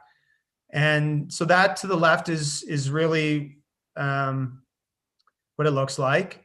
That's the tree in the front. And, you know, I've circled an area which is part of this request for me is that you can see my neighbor's house in white. And the reality is my request will just barely obscure that. And that will be the front of it, and it'll be buried underneath a tree. And then what I did was I superimposed the elevations onto the street, and again, showing a bit of this ebb and flow that still is preserved with the proposed structures. And then on top of that, if you look across from the two proposed structures, you'll see the two other new builds that are across the street. And, you know, the massing, which is something you guys were talking about before, these are big homes, no doubt about it. But, you know, they're homes that fit these lots, in my opinion. And you can see from an aerial view is that, you know, they seem to fit well. It's happened, it's happening. And, but, you know, I accept these pictures are also pretty small too. So next. So what does the town say? And the chairman's read the Town of Aurora Committee Adjustment Report. The west side is consistent with the setback of the existing dwelling. The east side is basically less than the existing dwelling. We're talking nominal, like it's very small. So basically the interior setbacks are remaining the same as that's the proposal. The front, my initial proposal was 7 meters. It was considered to be minor by the staff. The location of the proposed dwelling with the reduced front yard setback is considered by the staff in general consistent with placement of other existing dwellings along Hawthorne, which I agree with. There's lots of homes that are sitting at 7.7 from the property line. Again, remembering there's another 20 feet. These homes, even with 7.7, 7.3, they're 44 feet at least from the property line. The front yard maintains spatial separation. It does not result in any negative impact on adjacent properties. And then the driveway, which seems to be less of an issue. Other properties in the neighborhood already have similar sized driveways. And next. And then, you know, lastly, and honestly, most importantly, what do the residents say? And so, you know, there's been submissions, which I'm happy to read. You guys probably have them in front of you. There's been submissions that support it. There's been submissions that oppose it. Supporteds are number 10, 17, and 3. You know, in particular, in my scenario, and for me personally, is what is my east and west neighbor saying? I think I mixed them up. Actually, west would be 16 and east would be 12. And both of them have written letters. I don't know, your chair, if you want me to read them or if that's relevant at all. I think it's relevant for me. It's probably one of the most important things in terms of deeming if it's minor, deeming if it's reasonable and acceptable, that with the town report. And then on top of that, there's 27 residents, 27 homes on this street. And, you know, I've seen 4 letters in opposition of my proposed minor variance. I've seen 5 in support of it. But, you know, I think it should be remembered is 18 residents on the street have abstained to some degree. And if you think of yourself of where you guys all live, if you were vehemently opposed to something, would you abstain? My argument would be no. Like, those people that abstain are supporting the proposed variances. They're supporting the fact that this neighborhood is undergoing a transition, that custom homes are likely going to be built, that little changes for a few feet here and there, albeit they're significant, but relative to the lot size, I think is fair and reasonable. Next. So what do others say? And I believe there may be some other residents that are going to be speaking tonight. And, you know, I welcome and respect their comments. I've done my best to reach out to my neighbors to get a sense of if they thought what I was doing was reasonable. And as I said before, I feel like there's people that are willing to support me with emails, and the general sense is there's an overwhelming support in the style of the structure. I feel the experience and that my house, as proposed, will give to the street. There's definitely concern that, you know, these numbers are creeping closer and closer to the front property lines. But I don't think approving one house at certain number and another house at another number, and that if you allow one number, it automatically means that it's approved in that street. I mean, it's a difficult position I feel like owners are in. I feel it's a difficult position that the town and yourselves are in, and really should be looked at on a case-by-case basis. You guys have talked about it lots earlier about my next door neighbors. These homes are just massive or too big. They're clearly big homes. There's big homes all around these neighborhoods. People buy, invest in the land to build custom homes, and they're beautiful homes. And every home that goes up increases the value of each of the residents on the street. You know, in particular with my property, it is on the north side, so that any massing effect or shadowing is going to be felt in my rear yard, or potentially the homes at Hillview. And you know, they are deeper lots and unlikely to have any real adverse effect from any massing or shadowing at the rear. And then when you look at the two homes to the side, is that both my neighbors are happy with this. They're both going to be big homes. My neighbor to the west already exist, and my neighbor to the east, you know, in all likelihood, will also build a similar sized home. Next.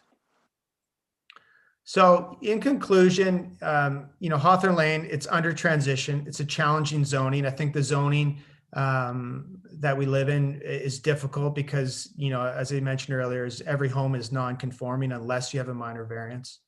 You know, I think it's important in these scenarios to look at the town for help. They are the experts. The original application that I've read was approved, and I did talk to my neighbors. You know, I would like to amend my front setback at 7.3. I feel that 7.3 number shouldn't scare people off. It exists on the street already, and then in my scenario, it's really softened by the tree, the proposed half wall, and the fact that this is really a single story bump out. You know, the massing and sizes of the proposed homes in keeping with other new builds. The positions also in keeping with the idea that most of the home goes in the rear, a little bit goes out to the front. The positioning still maintains the ebb and flow. The streetscape experience, in my opinion, is actually enhanced. And ultimately, like, I feel that the town and my two neighbors have supported the project, and I feel that should carry some significant weight. Next. And, you know, I appreciate that, you know, when I submitted this proposal, honestly, I didn't think I'd be presenting a PowerPoint presentation and investing all this time into the details of the street. I've got to know some people this way, which has been great. Maybe not under the right scenario. I respect people's opinion, and at the end of the day, I'm not a builder. You know, I'm here, you know, not trying to build a house, but I'm trying to build a home for myself and my family. So thanks for listening. I hope I didn't overextend my time, and I welcome any questions and comments. Thank you, Patrick. If I may call you Patrick. Please. Right off the top, you know, right off the top, appreciate you giving us a little bit of personal background in terms of the fact that this is your home, which is significant. And second, and probably even more important, that you are a member of the community and you work in this community as a surgeon at is it South Lake? Yeah. So I think I speak for all of the members of this committee and myself that we certainly appreciate the conditions under which you are working and providing care to the residents of the community at large. We certainly appreciate everything that you are doing, in particular in the environment that you are forced to do it. I know my son's a firefighter in this community, and my daughter is a nurse, and I don't go to bed at night, not once, and not recognize the sacrifices and what you have to go through every day that you're there. So just wanted to get that to you on our behalf. I'll ask for Prasanthi, I believe there is the member of the public who wishes to address the committee, and I'll ask for that person to come forward. Yes, Mr. Chair, we have Stephen Hunt that will be delegating for this application. Good evening, Mr. Hunt, and welcome.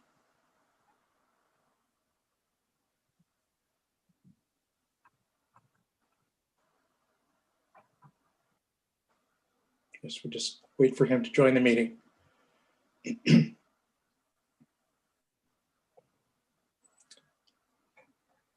Good evening, Mr. Hunt. Now, so we can see you, and I think your mic is on, so welcome. And perhaps you can give us your name and your address, please.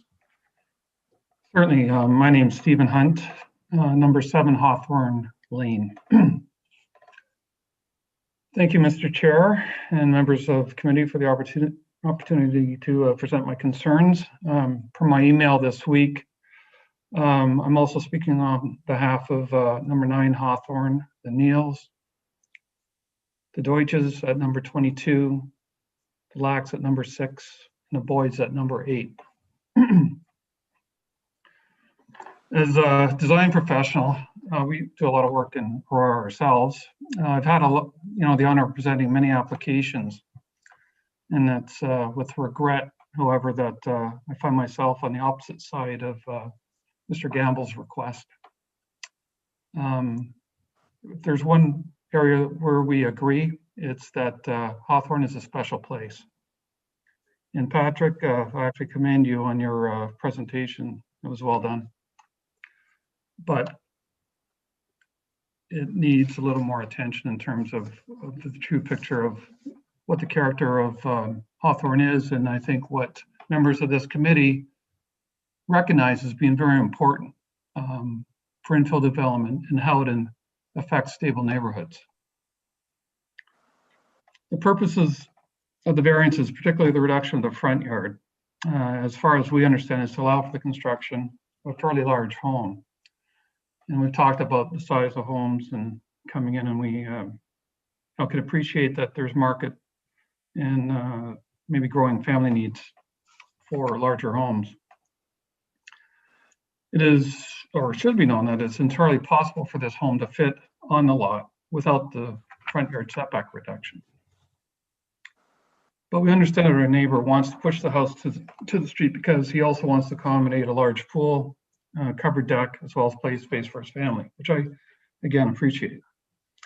I think he also feels that there's a historic precedent, which gives him the right for the setback reductions he's seeking. But this is a committee of adjustment. It's enabling the Planning Act. And in the first case, I don't believe it is a good planning rationale to approve a reduction in zoning in terms of the front yard setback simply to achieve a larger rear yard. In the second case,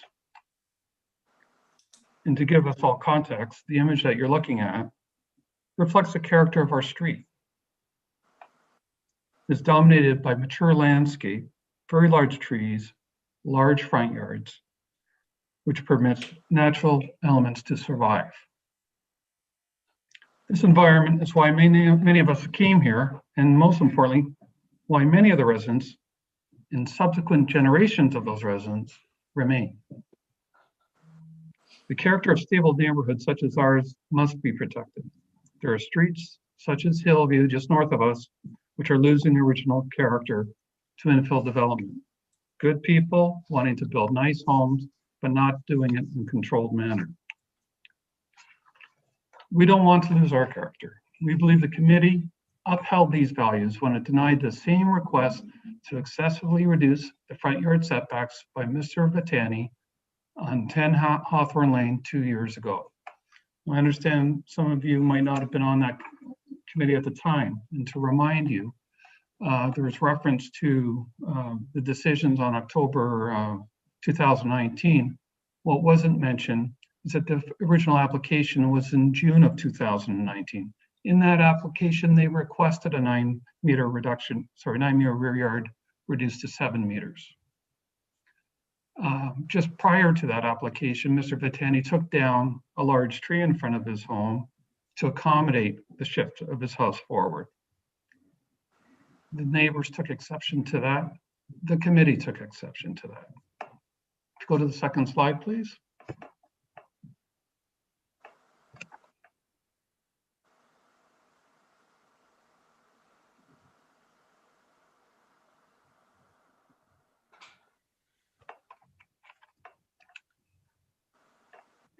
I'm sorry, we skipped a slide there. There we go. No, it's one previous. There we go. No.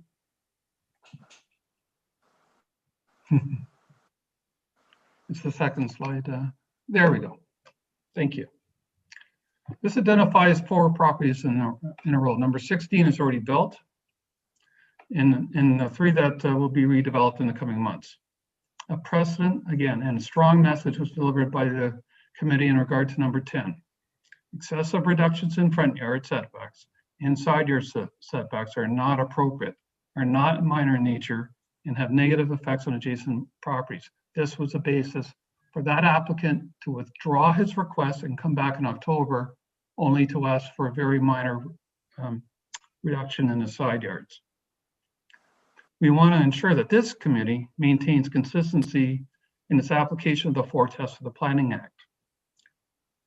I appreciate that you evaluate each application on its own merits.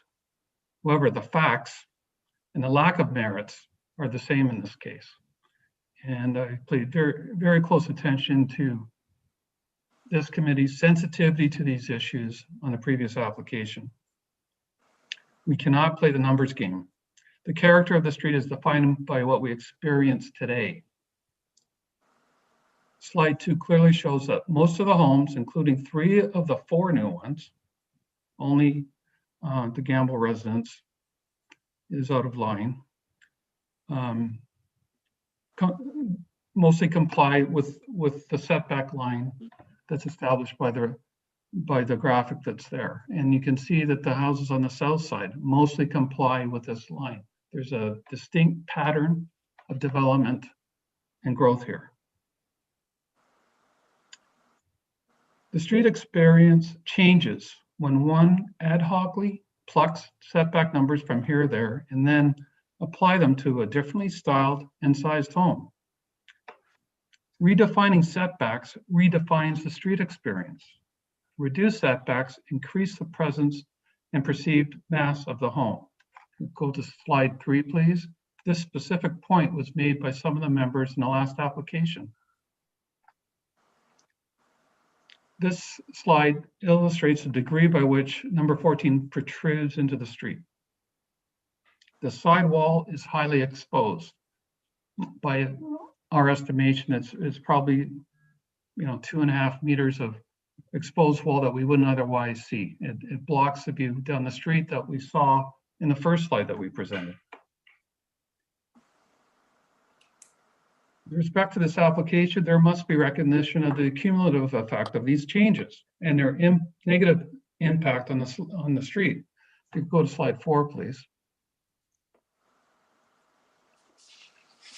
You can see the series of homes as they exist and the new ones that are to come in the coming year. 2022 will be a big year for Hawthorne. A lot of street activity. The home number 14 is significantly larger in area than most. The footprint, though the information wasn't provided, but the ground floor footprint is estimated to be about 4,000 square feet, yielding a potential floor area of, take the garages out, 7,000 square feet. We can be corrected on these numbers, but it doesn't really matter. The home is taller and has more mass than most homes on the street.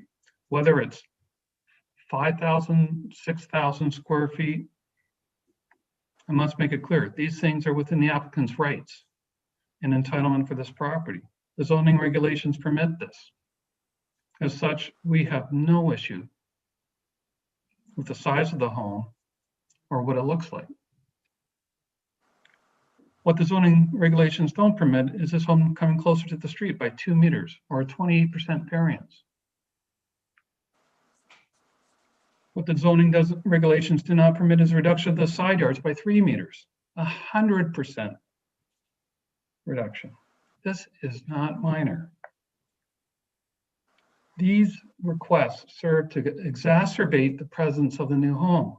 We're talking, or I've witnessed those conversations in the previous application. The presence of these homes by their sheer size, somewhat permitted by the GFA that's permitted on these lots, but I'm designing homes all the time with taller ceilings. This is what the buyers want, but all this massive home is exacerbated by bringing it further forward and making it wider than it should be. So we must consider the cumulative effect of this proposal in front of us and consider the precedents that it's set for the future development of our neighborhood. The facts are, the building just into the street more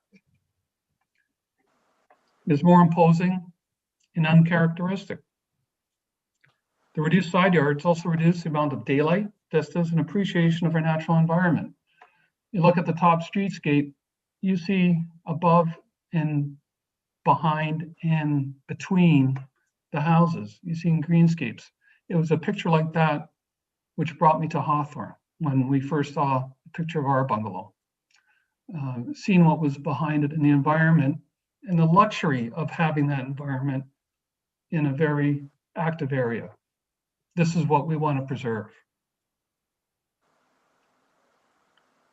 As you can appreciate, I'm one of the last people to stand in the face of development.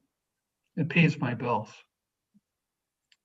We supported applications on number 11, number 16, and number 12 tonight because they were fair, they were reasonable, they did not include the reduction of a front yard setback. Number 10 changed their application and respected the front yard setback. I designed my home on number 7, which was part of Patrick's presentation. There was no need for variances, and specifically to preserve the character of the street, including the preservation of a 40-foot red maple in my front yard. What happens with these larger homes, and it's demonstrated on Patrick's site plan, his home comes forward, the arbor of that maple tree in front of him is 25 feet into his house as he's presenting it right now. Not much chance for that maple to survive. So it's our opinion that this application should be changed or denied. Presently, this application does not meet the 4 tests of the Planning Act. The relief of 2 meters in the required front yard setback is not minor in nature. It represents a 20% variance of the regulation. The relief of 3 meters in the side yard setback is not minor in nature. It represents 100% of the regulation, reduction in regulation. As such, the application as presented is not appropriate. It's not desirable for the property, certainly not for the neighborhood. It is not in keeping with the general intent and purpose of the zoning bylaw or the official plan. Approval of this application as presented will only undermine good planning principles and undermine the good work of this committee from previous applications. However, we don't have issue with the other variances requested and suggest a reasonable compromise of some sort. But I leave that to the good wisdom of the committee, and would be happy to answer any further questions. But I do have, history with number 10.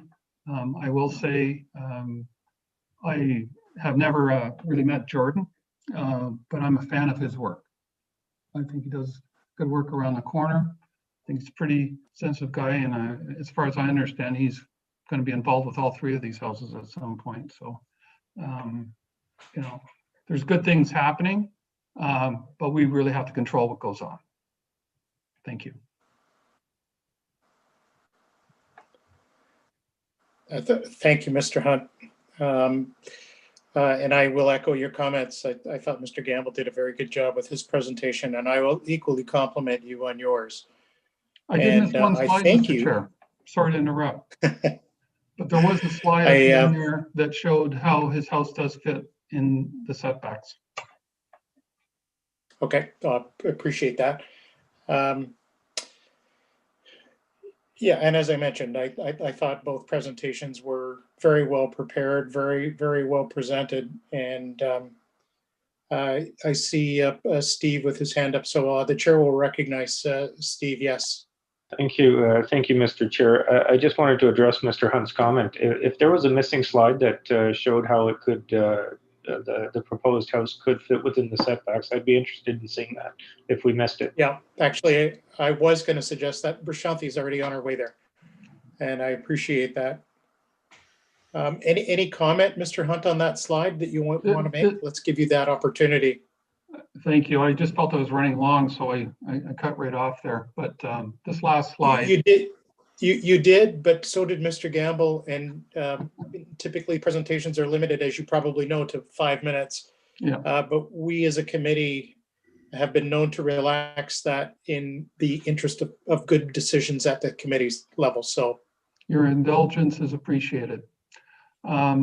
So this goes back to what I said at the beginning of my presentation, where there's a desire to get more in the backyard, which everybody wants. But it goes back to previous members' questions on the last application. What is the compelling planning reasons for wanting to affect change to the zoning bylaw? It's because we want a 5,000, 6,000 square foot house. We want a pool. We want a covered loggia in the backyard. We want a play area. That's great, but sometimes you can't get everything on one property.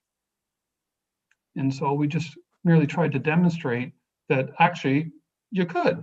There's still room for the pool. There's still room for his covered porch, and there's still room for his house. So why are we having this conversation?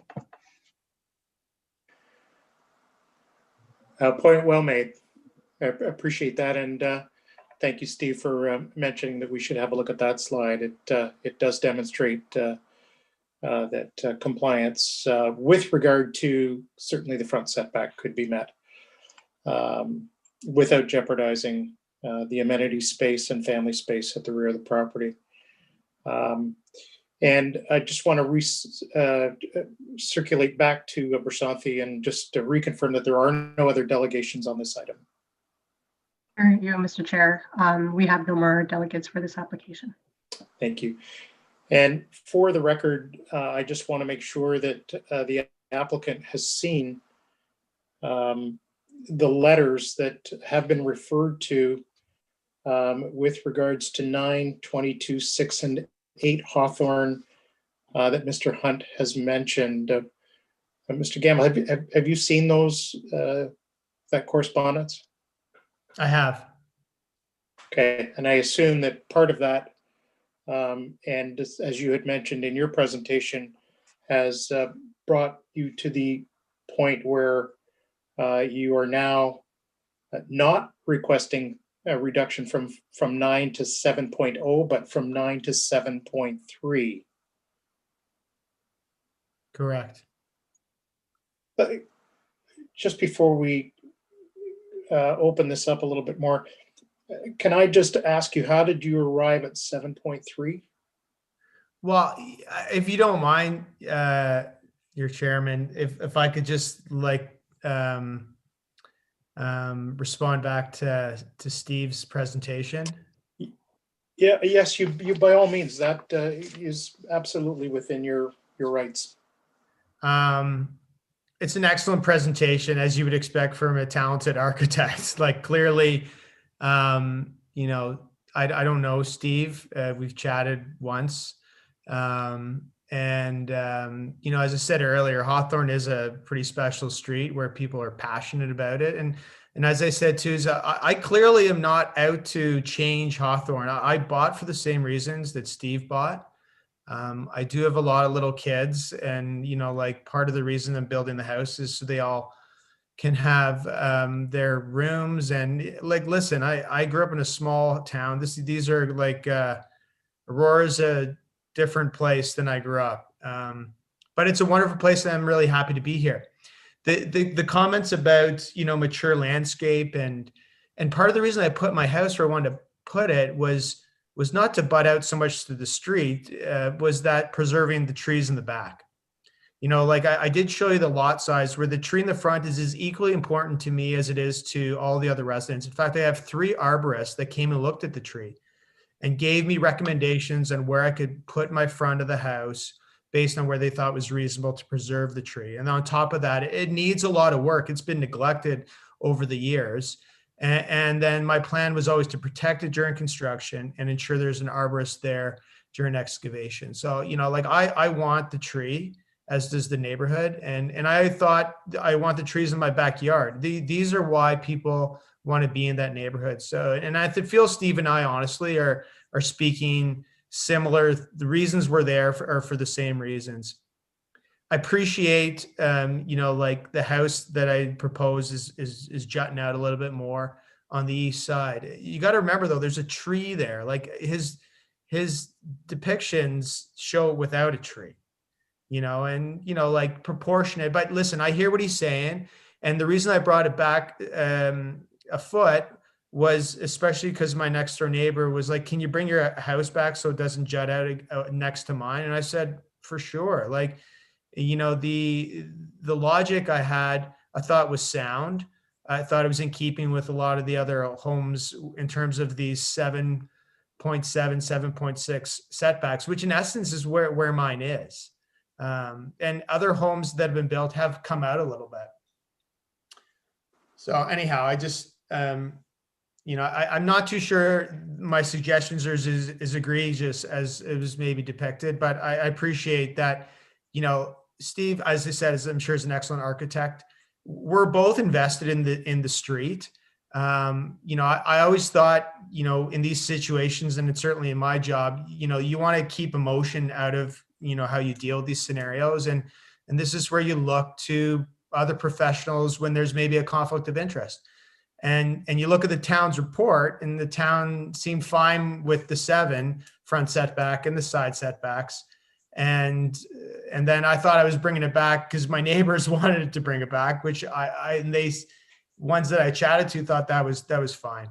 But, I'm sure the committee is going to have some comments, and, from the previous conversations, I can only imagine what their thoughts are.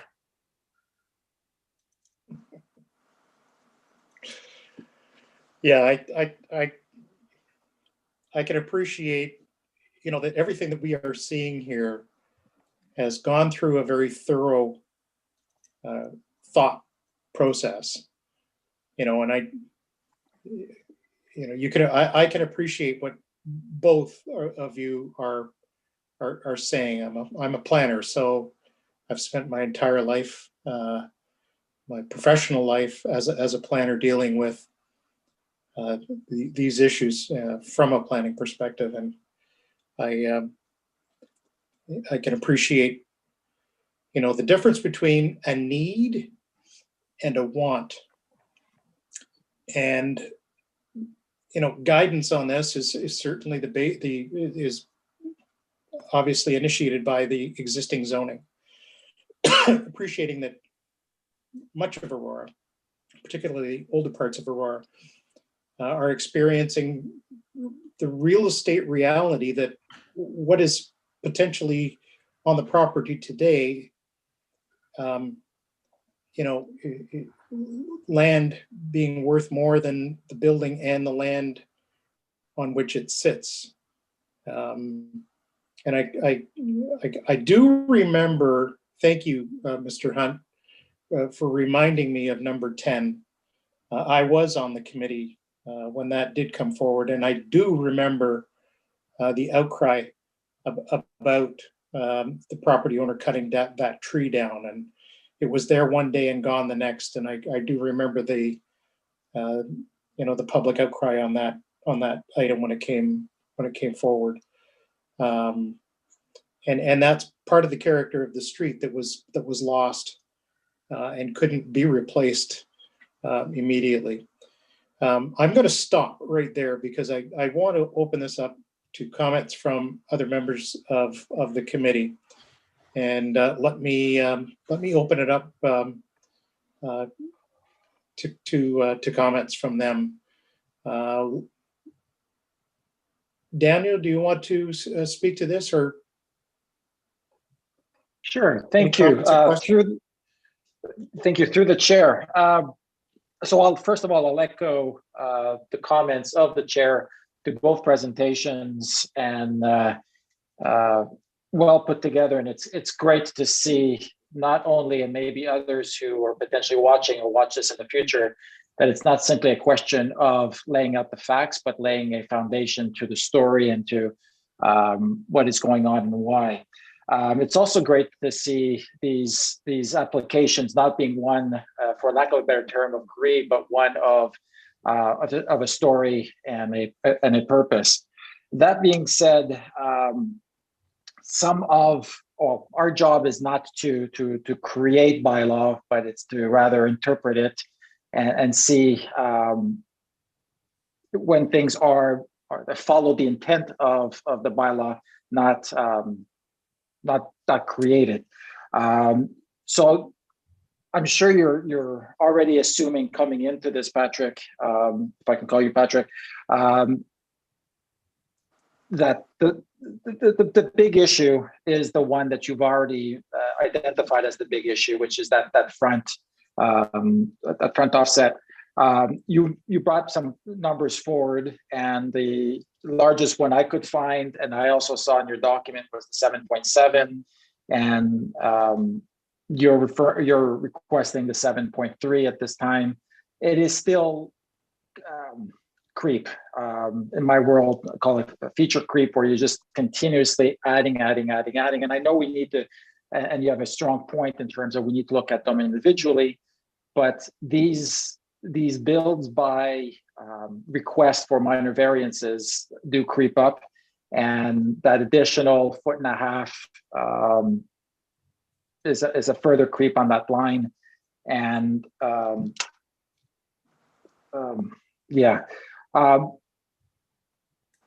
to confirm, you do seem to have spoken, and I know in the COVID years and well, is it years yet, that it is difficult to talk to your neighbors. You do seem to have brought in a fair number of your neighbors. You refer to the fact that alone that it's a cul-de-sac, that neighborhoods are aware. So I commend you on that. I don't think I actually have a question apart from a whole bunch of comments, because between you and Mr. Hunt, everything has been brought up. It's just a question of interpreting it in my head at this time. But I will say that my biggest concern is that you are requesting the biggest frontage change on the street, and it really scares me. And this is not your responsibility. It's more ours. But I'm really afraid that with your 7.3, the next one we hear is a 6.9, and that's really what scares me in terms of just getting closer and closer to the street.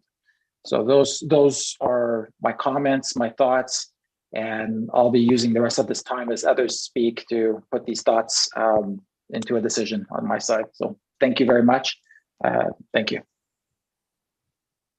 Thank you, Daniel. Yeah, I think once all of the comments have been made, I think what we'll probably do is maybe circle back, Daniel, and maybe sort of test the waters. As I said before, Mr. Hunt, you will probably recall that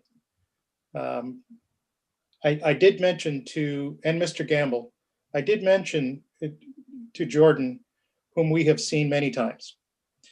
And I did mention that I hate to get into negotiations at a committee meeting. It's not it's not always, the best way to approach it. And I'm going to say it again, because we as a committee, like to put a position forward that's not always unanimous, but speaks about the majority of the committee. And sometimes that's not always accomplished. But let me move on to Michelle. Michelle, you've been patient there. Go ahead. Yeah, so through the chair to both Dr. Campbell and Mr. Hunt, the presentations were awesome. So thank you very much for taking the time to put them together and to provide those diagrams and sort of give us a view, some of the views that we may not have seen having driven by. So I do appreciate the time that you guys have taken. So with that, again, just looking at, is there a way, Dr. Campbell, that you could move that house back just a twitch? Would that cause any hardship? Like, listen, I feel like I compromised earlier, but I like Steve's presentation, and so I see where he's coming from. I'm not, my intention with the minor variance, honestly, to be frank with everyone, was not, I thought I was more in line with the street than maybe I had a pulse on. And yeah, like, can I bring the house back? Absolutely. Seven is a number, like I mentioned, that exists. And like, to be honest with you, like, the town's planning department did approve it. And I feel sometimes we undermine the people that come into work and are doing their due diligence on these applications. But at the same time, like, I am a resident, like, I'm vested in the street. I have no intention to try to devalue anything or take away from the experience, which honestly is an amazing and awesome street, both landscape and people in it. So yeah, can I come back? Absolutely. Like maybe 7, no one wants to see a 7. I don't know if 8 is any what appealing to anyone here, or is that just, they just want to see 9 and that's just how it's going to be, and so I don't know if that answers your question, Michelle, Okay, but yeah. it gives me I an feel like idea. I'm a reasonable guy. Like I did try to reach out to people when I found that it was so much controversy. This is like never my intention. Honestly, like, I spent the nights last night. I felt like I was in medical school again, doing these PowerPoint presentations. I'm operating today exhausted. I'm thinking, oh my goodness, this is like killing me here. Well, it's a valiant effort. Yeah. So again, yeah, I mean, I guess what I was asking is, how about a 9, right? So, and again, through the town, or through the chair, and a question to the town, again, with the application, can we accept the variance in A and C and deny B, just like in the previous application? Given that, to Daniel's point, again, it's like a death by a 1,000 cuts. We're asking for a little cut, and then you're going in there a little deeper, and then you're getting into some tissue, and but at the end of the day, that person is a corpse. So and that the whole streetscape starts, it's not really looking the way that the streetscape was intended, I guess, for all of the residents on the street. So Michelle, yeah. Did you do that analogy deliberately because Mr. Gamble is a surgeon? That was rather graphic. So well, yeah, and the fact, I'm sure you can understand. Yeah, and the fact that my son is recovering from a torn meniscus and tore his whole knee out, so you can appreciate as a mother. So I guess I'm sorry, I interrupted. Sorry, Matthew, is that again possible? Through the chair, yes, you can approve the variance in part or in whole. Yeah, very good. Michelle, did you have anything else that you wanted to question? No, again, yeah, okay. Again, through the chair, again, back to Dr. Gamble. Again, if we were to deny B, would that, impose a hardship to you and your family?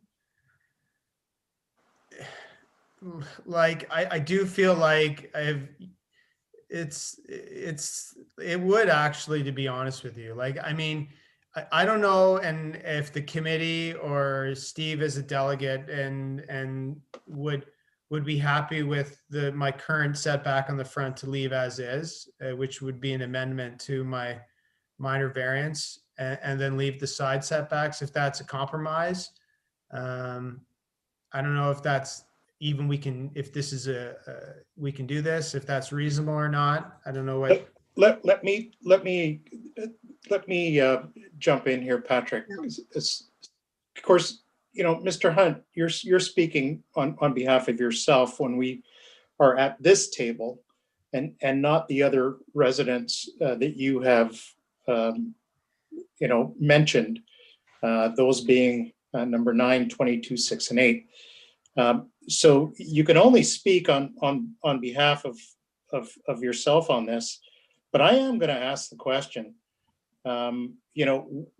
We can, as I mentioned, I hate doing this, but is there, because you've looked at, and done some work in your presentation on, the impact, and I'll just also, before you do answer that, I want to point out something. So Mr. Gamble is suggesting 7.3. That is the closest point. If I go over to the corner of the garage, it's on the plan, you can look at it. The corner of the garage currently is 7.59 meters. And that garage is really the largest, and I'll call it the most bulky projection across the front of the house, which, just one sec, Patrick, I'll let you go there, but that comes forward. So if he was to increase that by 0.3 meters, that 7.59 becomes 7.89, which is almost 8 meters. And I think that's the other thing I think that probably deserves mentioning at this point, because right now, there's a good chunk of the house, and you pointed it out, a good chunk of the house that projects into the front setback. Moving it back 0.3 certainly improves the garage area significantly. I'll say that much. And you put your hand up, Patrick. So you want to, Mr. Chair? Oh, did you? I'm sorry. Sorry. Go ahead. I'll let you go ahead there first. Well, just answer. You're asking my opinion. Yeah. That's number one. The street experience is first captured when you're driving into it. In driving down the street, the easterly corners of the houses are what, on the north side of the street, is what captures you first. So the fact that that corner sticks out so far is what we opposed for number 10, and that it's not like it's hidden. There might be a tree above it or everything else, but who's to say that tree is going to stay or survive? And what about other applications down or about to come? When it comes to negotiating, I'll be honest, I find it a little curious that we're negotiating or the suggestion of negotiation here, where it was very clear for number 10 that it's 9 meters. It was very clear for number 12 that it's 9 meters. Why isn't it 9 meters here? So and that's in the spirit of fairness to the other applications that you denied, okay. And the consistency under which you have to look at these matters. It's about good planning and what is a sound reason for adjusting regulations? Do we have a weird lot shape? Do we have grading conditions that force a building higher? Are there factors at play that you have no control over that are putting you in hardship and that you're looking for relief for the bylaw? It's clearly not the case here, right? So we can start snipping and doing that analogy again, but and quite frankly, I offered on behalf of the people that I've named, because they have authorized me to speak on their behalf. We did have a compromise position for Patrick, which I offered, which was denied. So there's still some, in the spirit of fairness and goodwill, and hopefully, Patrick and I can have a socially distant beer soon.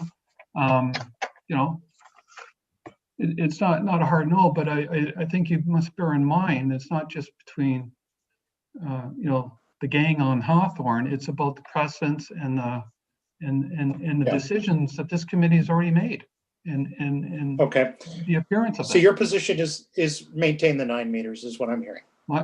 My position is you guys have a conflict if you're looking at negotiating with one applicant, not the other.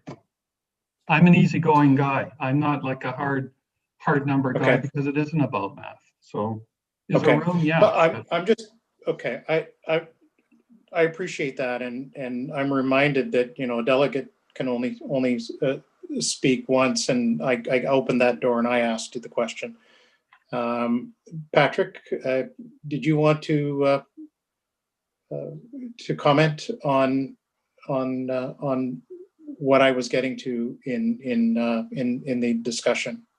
My only comment was just, I would agree with what you were saying, in that I provided a different site plan with it pulled back, so that the garage was also pulled back, but not as much as that I could. Okay. I know there's like precedent. We're worried about precedent, but there's been 8.06, 8.1 that other committees have felt reasonable on the street, and so, but I also hear what Steve's saying. Okay. Let me give Steve D'Angeli a chance. I know he had his hand up quite a while ago. Go ahead, Steve. I've been waiting. Thank you, Mr. Chair. I think both presentations were well done. I would state that it was this committee, if I'm not mistaken, that heard 10 Hawthorne, and I would say that Mr. Hunt has characterized our reasoning for that decision very well. I think what he has pointed out very well is that in that case, the applicant, Mr. Gamble, you sound like a really reasonable guy. You want to get, you haven't heard clearly all of the comments from your neighbors. I know you've mentioned that your immediate neighbors do support the application. Those are neighbors that I would respectfully submit have a different perspective than the neighbors that are on the street, the existing neighbors on the street. Those people supporting are the neighbors that have, asked for minor variances, are supportive of the streetscape changing in some way. And the existing neighbors, what we're hearing through this process, do not. And I think what Mr. Hunt, I think, has pointed out very well is the neighbors that oppose it on planning grounds, right? And I don't have a problem with the size of the house if it conforms to planning. And as Mr. Hunt just pointed out, if there's a hardship, if there's an odd sized lot, if there is something that would warrant a minor variance, absolutely we're predisposed. And I personally, I think it's fantastic. You're in the community and you want to build a home. But all of the arguments that Mr. Hunt has reminded us of are the arguments that we made. And I also think that you've heard your neighbor willing to move his house back in order to remove one of the variance requests. And my question there is, you mentioned that there is a hardship if you were to move the house back and comply with the zoning. And you mentioned the trees in the backyard. So if you were to comply with the 9 meter setback, my question to you is, what is the hardship? Honestly, I think I lose like 4 trees. Yeah. Yeah, and And like Steve's point is my lot is a little different. Like I think it's the only split level on the house. And the reason for that, there's actually quite a bit of grade on my street or on my specific lot. And you know, the reality is, you know, like if this doesn't approve or I'm probably going back to the drawing board to relook at some stuff, which, you know, that's fine too, I guess, but yeah, like, so going back, just automatically pushing my house back does significantly change. I'm probably all that cluster of trees that are which I showed you on one of my slides, are probably gone, which, you know, not the end of the world, but like, I like the trees. I like the trees in all the houses, including the ones in the back and the front of mine. And, you know, Steve's mentioned throughout his presentation, rightly so, how important it is to keep the natural environment. We need to build within it, not just come along and just cut down trees and bulldoze and start from scratch. Like, that was never, again, my intention. I did my best to look at what the lot gave me and thought, well, this seems to fit. And I get to enjoy what's been there for probably 50, 60 years. So. No, fair enough. And this committee is very sensitive to, you know, the environmental and the trees on the property is. And I think that's one of the characteristics that's extremely important on Hawthorne and in Aurora in general. I would say, you know, I think you've touched on a point. Like what you're mentioning is, you know, we as a committee can vote on the variances as presented, as Michelle has mentioned, and Matthew has confirmed. We can you know, accept or you know, in whole or in part. As Mr. Hunt has mentioned, a previous applicant on your street has asked that we defer the application to allow for consultation and some changes to the application. I'll certainly leave it up to you, and we try and be transparent as a committee just to reach a what we consider a, you know, a fair decision. The one thing I will mention, and you've heard from the previous conversation, my other concern here is the fact that we've just approved a variance for a side yard setback on your neighbor to the easterly side, I believe, of 1.8. To grant a 1.3 side yard setback on your property reduces essentially the space between the buildings by 3 meters. So we are essentially reducing 6 meters required by zoning to 3. You know, with the size of the buildings and the massing, and I commend you on your design. It looks to be a beautiful house, but there is a lot of massing at the front of the house, and the neighbor as well has the design is there's a lot of massing and a lot of frontage, and to put them that close together, to me, would adjust the streetscape significantly. So I do have concerns with the side yard setback. Not as much the 1.8 on the other side, but the 1.3 to go with the 1.8 that was just approved, to me is a concern as well. And I think that was raised by your neighbor as well on the street. So those are my comments. I think that you do have some options and your decision as to how you wish to go forward. But as I say, we try and be transparent. And I think you raised a very good point. We as a committee as well try to recognize the emotion, but make good planning decisions. And the one thing I would say, the planning department has not approved the variance. They've made a recommendation to the committee of adjustment, and it's our decision whether we go with the recommendation or we make some adjustments or we deny the application, just as an order of business and the process. Okay, I hope that's helpful. Yes, it is. I'll just piggyback a little bit on that. Mr. Gamble, you've got obviously some options here. You may not be as familiar with this process as others who regularly make presentations and deputations to the Committee of Adjustment. Right now, we have an application. And right now, the front setback that you're requesting is 7 meters. You've indicated that you would entertain 7.3. So we can rule on that. We can adjust if a motion were to come forward that would be something that we could support.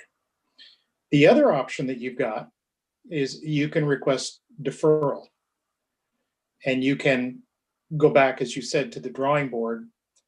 And once you've had a sort of a sense of where we are coming from, where your neighbors are coming from, you can, with the request for deferral, take the time, and you can ask us to defer, and we can bring it back. Or, and I should also point out, you're not by any means, even if we were to increase those setbacks, you're not tied to the drawing here. You're not tied to this particular house. What you've shown us is what you would like to do. But even if after we perhaps approve something, you can certainly go back. It's not like if we increase the front setback and approved something else, that it means you shift what you're showing us back that far and continue to move forward based on what we're seeing. You can change that. So you're not tied to it. I'm going to echo some comments here. When I look at your property, and I drove by a number of times, the big tree in the front is a significant tree. And it's, in my opinion, something that even with where you've sited the home is a concern. Not so much once it's done, but during construction. And you've seen on the street what happens. You could end up with trucks backing in with material, and that tree, can very easily get damaged. But it is a significant tree. Whereas the trees at the back of the property, I've got the plan up right now in front of me. There's a couple of trees that you're going to lose anyway. Agreed. In the back. I think when I look at it, there's a minimum of 1, 2, and possibly 3 that I think you're going to lose regardless. And so even if you were to push it back, I think you'll still lose those 3. I'm not so sure you're going to lose very many others. And when I look at the rear of your property, you've got a very large terrace there. Your pool is a 16-foot pool by whatever length you want to go. It's 12 meters, but the 4.88 is 16 feet. That's a standard size width of a pool. I don't think that would be impacted if you had to move the property, if the setback increased. And I think with some design changes, possibly, you might be able to, maintain everything that you've got in your design now, maybe slightly configured different. I have equally a problem with the 1.3, even though your neighbor who's going to be rebuilding that property doesn't have a problem with it. Whether he has or hasn't got a problem with it, I'm going to echo Steve D'Angeli's comments about the physical spacing between them, because now you've got 2 large 2-story homes there. And that is going to be nothing more than an alleyway in an otherwise neighborhood that does have some, I won't say larger setbacks, but because the homes are, some of them 1.5 stories, it doesn't create the same impact as 2 large homes side by side with, just over 10 feet between them. So I have a problem with the 1.3. And if my experience, when you've got a smaller home with those kind of setbacks and you want to build a bigger home, what you want to try and do is increase the side yard setbacks from what they are. in order to give more spatial, more volume, more separation between a large home. Your lot coverage, it shows at 34 point something. So you're under the 35%, and yet you're still getting a very large home. So I personally, my comments are more centered around, I don't think there's as much of an impact moving it back to the 9 meters as you might think. And I like the 1.8, you know, next to number 12. And I'd probably be just as, you know, happy if it was a little bit more on the other side. But, you know, again, the house next door to that, number 16 is, if you look at it, their setback is 3.04. So you've got more spatial separation between your property and that one. So I'd be struggling to look at a reduction to the front setback. And I'd love to see the 1.8. I think I could help, I could live with that. So those are my comments. And I am going to leave it, as chair, I'm going to leave it to the members of the committee to bring a motion forward. And depending on what that motion is, I may or may not be able to support what the committee is coming forward with. Yes, Steve. And I'll come to you, Daniel, in a second. I'm sorry, through you, Mr. Chair, do we want to go back to the applicant one more time and see if Mr. Gamble has any changes or requests of the committee before we bring a motion forward? Yeah. Is that what you're going to mention, Daniel? Yeah, I outlined some options for you. And so, you know, you might want to think about that before we move forward. Well, I'll tell you what, like, honestly, I appreciate everyone's comments. Like, I don't disagree with many of them. I think there's a bit of opinion here. There is honestly, like, bringing it back. I appreciate this interior setbacks at 1.8. Honestly, I think that's reasonable. You know, if I bring it all back, there's a lot of grade in my yard. Part of the reason is if you look at the front porch, it's up about 8 steps. And so if I bring it back, to get some space to get into the pool is going to be a real issue. You know, and I'm going to lose a lot of functional space with the stairwell. So, you know what, here's what if someone wants to propose 1.8 on both sides and to leave my front setback with a minor variance as is, I would be good with that. I feel like that's reasonable considering that, you know, and I know Steve's mentioned, well, like, you just denied that next door, but my lot's different. Like, bringing my house back is gonna, in my opinion, potentially lose some more trees, and it's gonna make difficulty doing a pool properly because of the grade. So let me just clarify for members of the committee.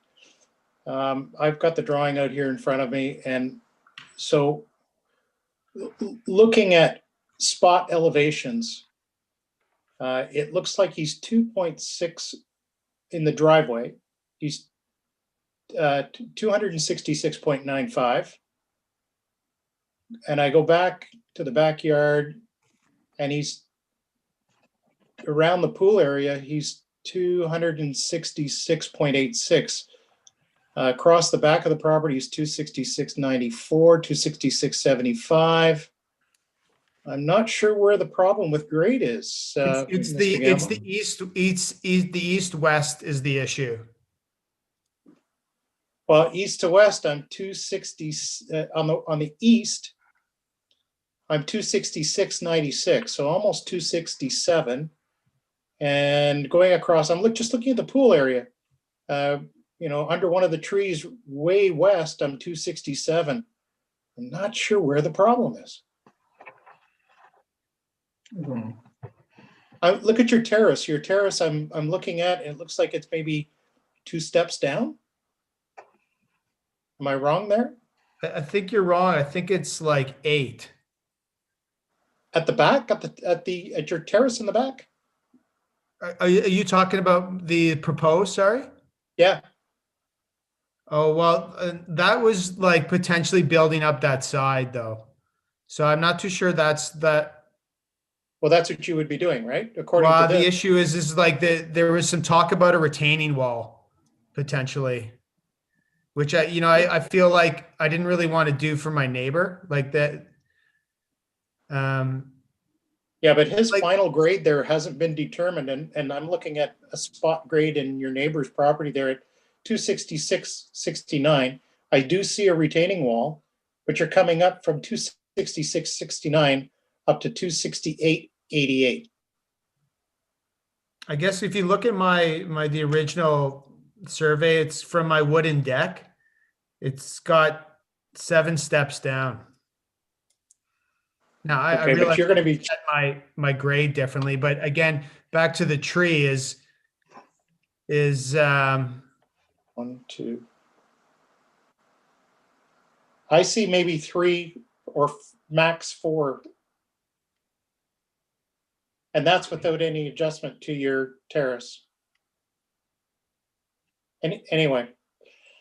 Okay, I just wanted to point that out. We talk about grades and we're talking about the hardships associated with meeting the requirements of the bylaw. So I leave it, in your court. If you want to defer, you can. If you want us to go ahead and bring a motion forward, we may be looking at a motion that may or may not be supported. Yes, Steve. Right, just for Mr. Gamble's clarity, so if you are looking to make some changes to the variance application, now would be the time, and then we would, if you want to go forward with it today, let us know. I know you talked about 1.8, but you talked about it being conditional. At this point, this is what you would tell us what you want to submit for us to consider, and then we will bring a motion forward on what we would do with it. So making it conditional is not something that we generally consider. Like if you're okay with a 1.8 setback, certainly you can say that you are willing to amend that and have us consider the 1.8 setback on the eastern side instead of the 1.3, and then we would make a motion on that. And then if you wanted to keep the 9, then we would make a motion on the 7 or 7.3 as it stands right now. We would make a motion on that. Or if you wanted to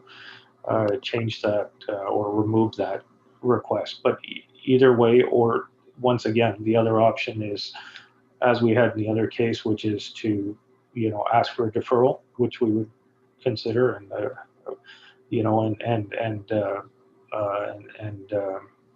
and then you could come back at a later date, having thought this through and taken a look at some of these grades.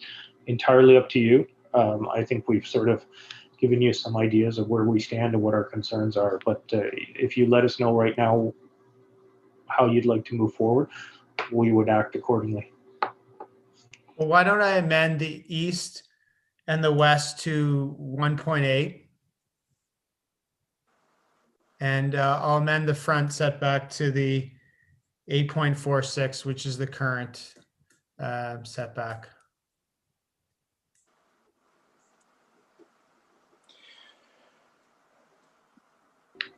So you're not amending. You're not amending one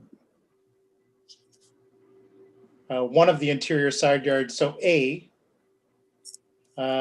requires an interior side yard of 3, and the applicant is proposing 1.8. So that you don't amend. In B, you would be amending, the applicant is proposing a 2-story dwelling unit, which is 1.3. We would be looking at 1.8 there. And then C, applicant is proposing a 2-story dwelling, which is 7. You would go to 8.46, and then the driveway remains the same. Is that correct? Yeah. Okay. All right, members of the committee. Did you want me to repeat that, or are you guys okay? Do you understand what is being proposed? Michelle, you're shaking your head yes. Yeah. Daniel, you're shaking your head yes, and Steve. Yep. And so based on that, I'll look for a motion. Daniel. Thank you. Through you, the chair, I move that we proceed and approve MV 2021-06 with the following changes to the application. Section A would remain the same, which is the west side would remain at 1.8 meters. However, section B would be changed from 1.3 meters on the interior side property line to 1.8 meters. Apologies. Section C would be amended to change the proposed 7-meter offset change to 8.46 meters. And section D would remain as proposed with the conditions outlined in the document, I believe in section A, appendix A. Yes, in appendix A. Thank you. Before I look for a seconder, just a quick question to staff. In the appendix A, Matthew, do we need to change anything in the appendix? Through the chair, I was quick to act on the last one, but because I've had a chance to look back, and because there is the extra line about to the satisfaction of the director, it should be okay to leave as is. Thank you. I'll look to the committee. Is there a seconder for the motion as revised, motion as presented? Seconded by Michelle. I'll call the question. All in favor? Opposed? That carries. So, Mr. Gamble, you've come to the table. And I think the compromise that you have offered the committee is a position that obviously has been supported. And so I thank you. I thank you, Mr. Gamble and Mr. Hunt for joining the committee this evening. And I'll wish you a very good evening. And I'll also indicate that I'm sure the committee would also, again, wish to express their thanks to all the hard work, Mr. Gamble, that you are doing in the community on a medical level. Thank you. And wish you all the best. Be safe. Yeah, thank you. Yeah, I thank you appreciate very everyone's input, and especially Steve's too on this one. So thank you all. Onwards and upwards. Thank you. Thank you. All right, members of the committee, we are item 9. Mr. Chair, Yes, just requesting a 5-minute break, please. I think that is appropriate. Can I make a suggestion? The next item is a request to defer. I think we could probably deal with that one and then have a quick recess. So let me bring that item forward, if that's okay, Michelle. Yep. All right. So the next item is 60 Fairway Drive. And this is MV 2020-23. We have a request from staff to defer this item to a future meeting. And again, that is based on information that we have that apparently needs planning staff, requires some time in order to confirm some of the details. Matthew, specifically, if I can ask you, the reason for the deferral here has been vetted by planning staff to the applicant. And is the applicant here with us this evening? Prasanthi, is the applicant here? Yes, Mr. Chair. Mr. Frank D'Amico is here. Okay. And Prasanthi, maybe you can answer. So there's some outstanding information that needs clarification. Am I correct? Yes, you are correct. So, Mr. D'Amico, do you have any objection to us deferring your application to a future meeting?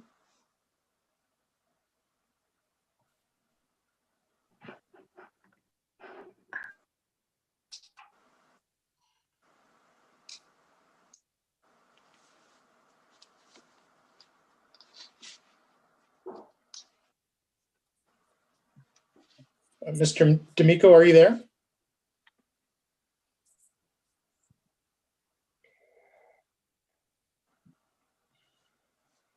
I see he has been connected to the meeting, I think, for most of the meeting, so. All right. So failing that. I guess yes, I can Daniel. just, oh, sorry. Oh, go ahead. Yeah, we've been, through you, Mr. Chair, we've been having prior discussions with the applicant, Frank D'Amico, and he has agreed in writing to defer the application to the next meeting. So right. I feel like I can speak on his behalf until his technical difficult issues are solved. All right, thank you for. I guess I can just, oh, sorry. Oh, I've been there, I just all of a sudden failed. Yeah, we've been, through you, Mr. Chair, we've been The having YouTube prior delay is what I discussions was going to say. with the applicant, Frank D'Amico, and he has agreed in writing to defer the application to the next meeting. So I feel like I can speak on his behalf until his technical issues are solved. All right, thank you for. I've been there, I just all of a sudden failed. The YouTube delay is what I was going to say. Yeah, we do have a delay.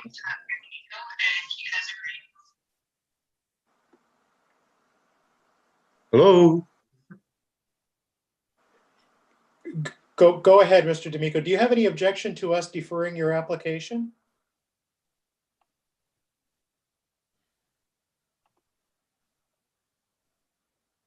I think you have to turn off your YouTube feed, sir. It's Yes. a challenge we've had in the past. Yes. I have to wait about 2 minutes for him to hear that. Yeah.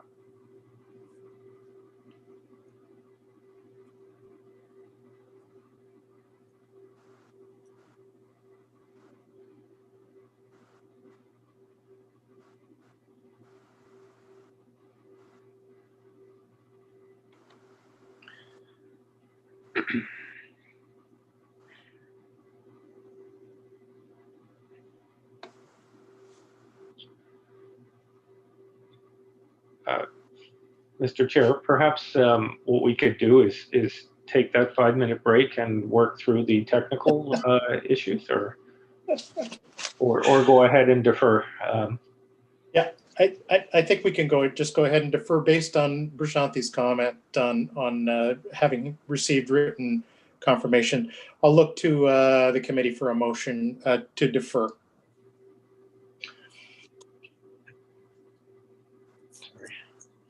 Daniel, go ahead. Through you, the chair, thank you. I would like to propose a deferral of MV 2020-23. Thank you. Seconder? Michelle, thank you. All in favor? All right, that carries.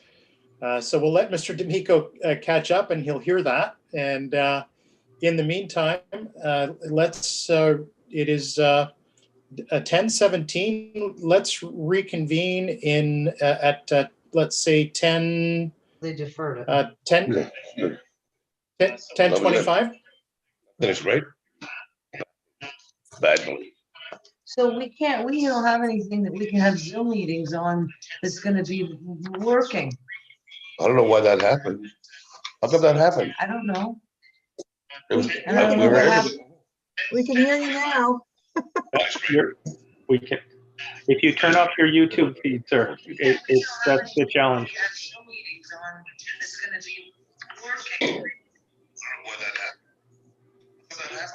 Oh, here we go. So Prashanthi, what we can do is we can go to the breakout room and then reconvene at 10:25 if that's okay with members of the committee. Yep. Okay.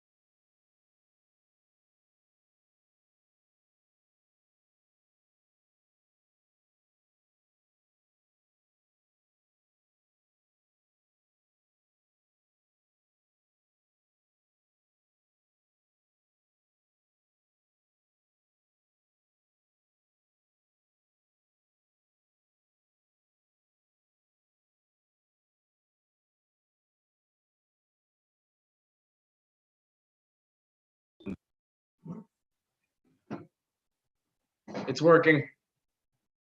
It's not gonna be in again. It's already been deferred.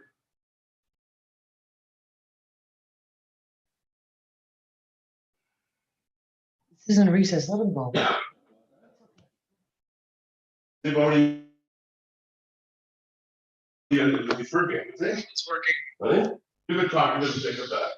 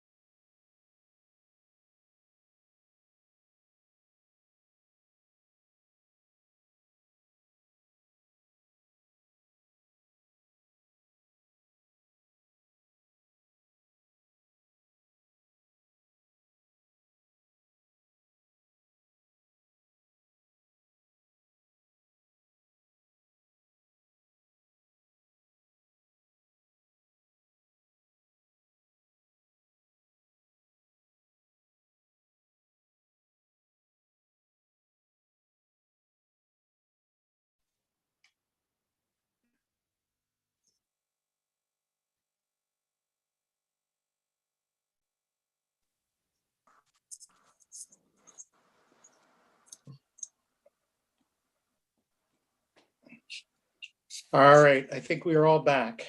And thank you for taking that little break because I could use a glass of water. All right. So what we're going to do here, members of the committee, and obviously we've got 3 items, 10, 11, and 12.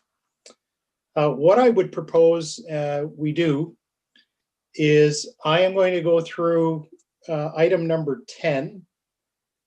And then I would suggest to the applicant that after we go through this first one, if there is a presentation, that it be made, but the applicant can make that for all 3 so that there's one presentation. Are they all coming in now? Did I preempt something here?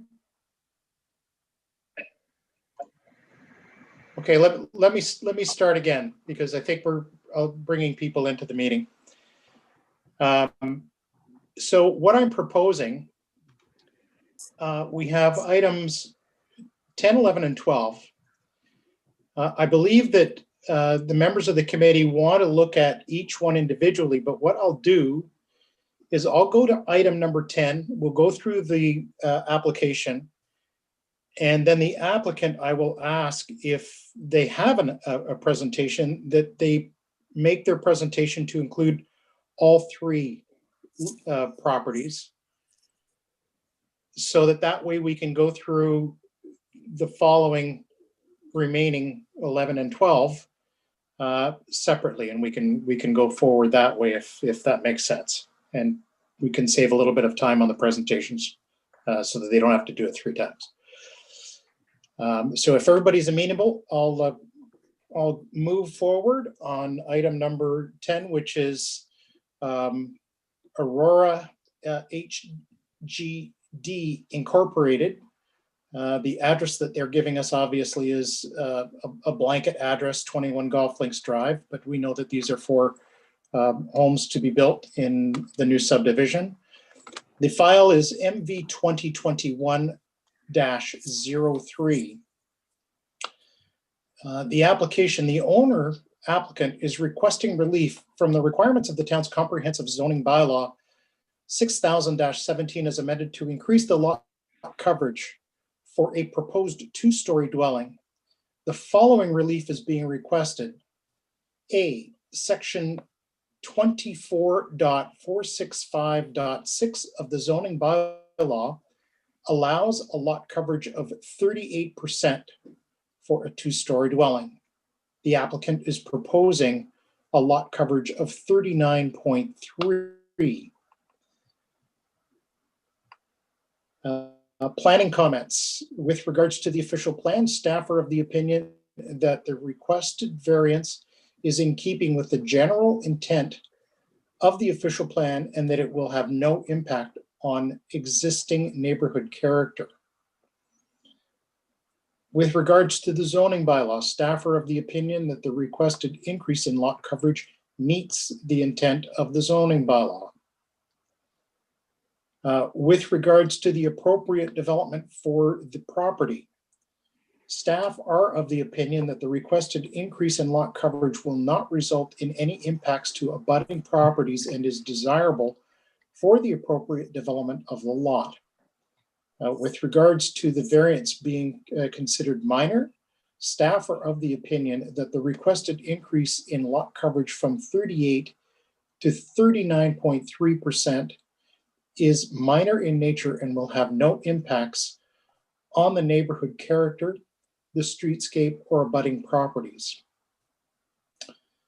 Building Division preliminary zoning review was completed on January 13th, 2001. Engineering Division has received updates to the SWIM report, stormwater management report, from the applicant. Engineering has no additional concerns. Operational Services, no concerns for the proposed minor variance. Central York Fire Services, no comments received at the time of the writing of this report. Lake Simcoe Region Conservation Authority, no commenting on application as it is located outside the area governed by O Regulation 179-06 under the Conservation Authorities Act. electric utilities, and legal services no concerns with the proposed minor variance. There is a condition, and I believe this condition is consistent throughout all of the staff reports, and that is the variance applies only to the subject property in substantial conformity with the plan attached as Appendix D to this staff report to the satisfaction of the Director of Planning and Development Services or designate. So with that, I will turn to the applicant and or agents. Gentlemen and lady, welcome. Thank you. Ladies, welcome to the committee, and I will turn it over to you and ask that for the record, maybe either one of you or each of you take a turn at introducing yourself and where in the organizational structure you are. And the floor is yours. Thank you. Thank you, Mr. Chair, and good evening, members of the committee. My name is Cheryl Schindrick. I'm Executive Vice President with Geranium and Highland Gate Developments, Inc., the applicant for these three applications. And joining me this evening, as you can see, I brought a bit of a crowd, are Farah Ward and Michael Hart, who are the project managers on this project with Geranium, and Matthew Corey, who is the consulting land use planner on the development, and also Mark Flowers, who is our legal counsel with Davies Howe. Good evening, all, and welcome. Thank you very much. We are here seeking a variance to the coverage provisions for 3 lots this evening. And Mr. Chair and members of the committee, we did provide 3 presentations just because there were 3 staff reports, and this is our first time before you, so we weren't quite familiar with the way the committee works necessarily. So what I can do is definitely abbreviate the presentations, and let me start with the, I'll use the graphics from the first presentation to set the context. And is it Brashante? Could you go to this next slide, please? Thank you. And you can see here, this map provides you with an overview of the development, the western portion of the development. And the subject lot, lot 30, is shown colored up in red towards the bottom of the graphic. The other 2 lots sit on that same street, which is a new street, which is going to be named Dennis Reed Court. And they sit along the north-south run of that part of the street at number 42 and number 43. You are no doubt will recognize this part of your community coming in off of Bathurst Street, and this area in particular being south of Cranberry and south of March Harbor and north of Petch Crescent. This particular enclave where these 3 lots are located is known as Phase 2A, our second phase of the development. And this enclave will contain 26 homes with frontages of 50 to 51 feet and 61-foot frontages. Our first phase, just for interest's sake, is at the top of the plan, the area that runs along the new street called Please Crescent, and it comes off of Timberline Trail. And in there, we are presently constructing 44 homes, 5 of which have been occupied, and the balance of which are under construction. So coming back though to Phase 2A, the servicing of this area is going to commence next month in March.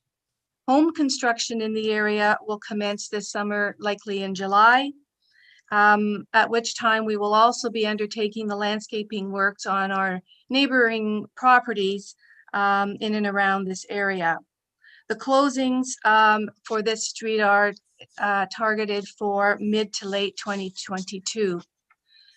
So the 3 variances that we are seeking this evening relate to coverage provisions, and they are as a result of homes selling on these properties that have necessitated us being here this evening. So the homes are sold subject to a condition requiring approval by this committee for these variances. The lot number 30, as you can see here, that is the house that is to be built. The frontage on this lot is just over 51 feet, almost 51 and a half feet. And the lot area is a total of 5,382 square feet. The zoning on this lot permits a coverage of 38%. And as noted in the staff report, we are seeking relief from the zoning bylaw to allow coverage of 39.3%. Again, to accommodate the home buyer's selected home on this lot. I would note as well, importantly, that all of the setbacks, the front yard, the rear yard, and the side yard setbacks are all met with the proposed home on the lot, and notwithstanding the variance to the coverage.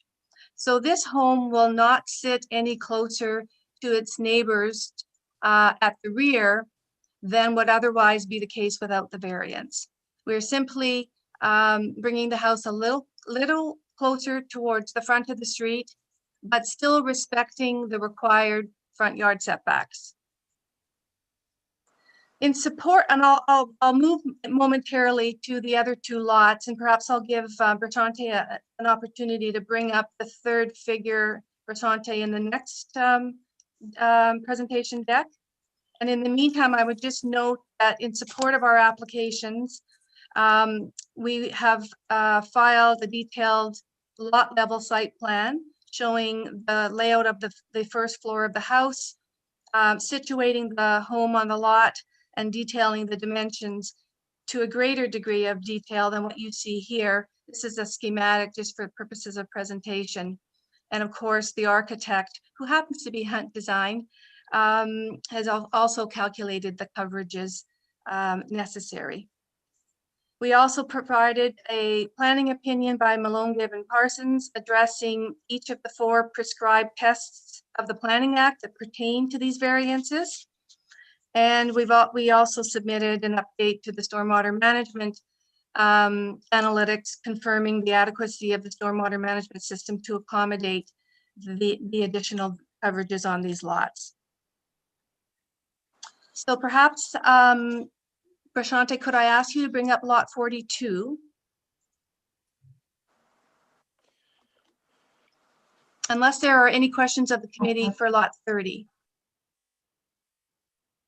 Cheryl, what we'll do is we'll come back to each one of them individually. We'll let you complete, your presentation first. Thank you, Mr. Chair. And we can come back. Okay, wonderful. I have. Is there anything? Is there anything else in this first slide deck that you wanted to present, no, Cheryl? Or? Other than to say that certainly we've read the staff report. We agree with the staff report and support the recommendations and the condition that is proposed. Okay, thank you.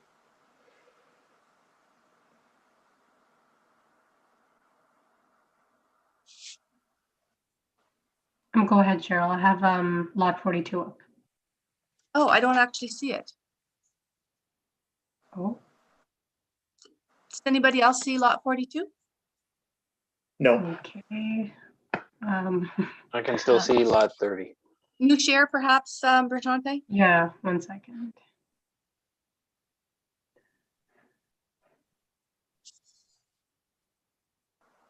How about now? Perfect. Okay. Okay, and actually, if you wouldn't mind going back 1 slide, just to remind the committee where this lot is situated. So there you see it again, that red highlighted lot on the north-south stretch of Dennis Reed Court. And if you could now go to the next slide. Thank you. Here you see the proposed lot or the proposed home on the lot number 42.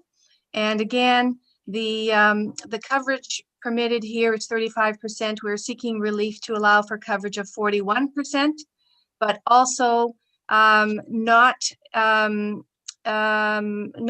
being offside with any of the required setbacks, meeting all of the setbacks at the rear and the two sides and at the front, simply pulling the house a little further front, but again, not exceeding the front yard setback set out in the zoning bylaw.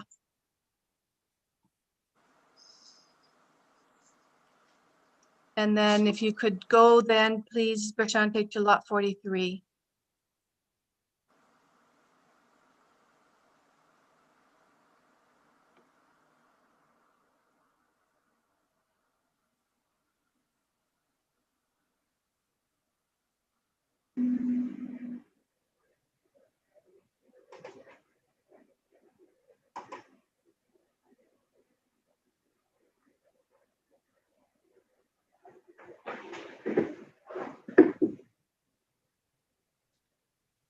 Great, thank you. And here you see the house proposed for lot 43, or that's been purchased for lot 43. Coverage permitted in the bylaws 37%. We are seeking relief from that requirement to allow for a coverage of 41.5%. And once again, the schematic here showing all of the setbacks being respected. The house would sit no closer to our neighbors to the north on Marsh Harbor, or rather to the west. And the side yards fully in accordance with the zoning bylaw. And in fact, the house respecting the front yard setbacks as well. So with all three of these applications, the supporting material that I noted in my earlier discussion of lot 30 were also filed with your staff. The applications have been circulated to various agencies noted in the staff report. No concerns having been noted. So once again, we support the staff report and the recommendation set out therein. And certainly would be happy to answer any questions. Thank you, Cheryl. All right, and I would assume that that is the complete context that we are going to hear from your group at this point. Yes, unless unless there's anything that anybody, I don't think there's anything that as a group we thought we should also discuss, but we're certainly here to answer questions. Yeah, and I appreciate, having your team here. I know that, we've received information from your consulting planner and from Davies Howe, and I appreciate the fact that they are here if any member of the committee or the public have any questions that they want to raise with regards to material that we have seen. I'll just, for the record, I do have to go to Bershante, and I don't believe there is anyone here from the public that wishes to address the committee. Am I correct? You're correct, Mr. Chair. Thank you, Bershante. Okay, and just before I go to the committee, I will indicate that we didn't see the actual plans for these homes. We haven't seen the interior layouts that you were talking about, Cheryl. So we're basically looking at the package that was circulated and then the staff reports. So let me go to members of the committee for any comments or questions to the applicant. And I think, Steve, you had your hand up there, if I'm not mistaken. Sure, I can. Excuse me, bit of a frog here.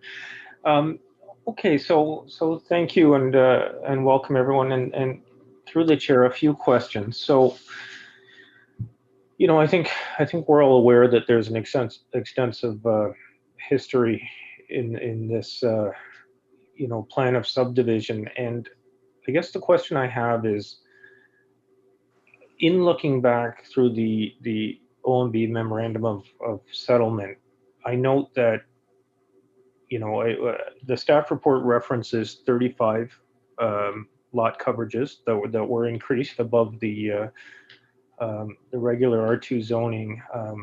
I took a look at the MOS and I counted 42. I might have been off.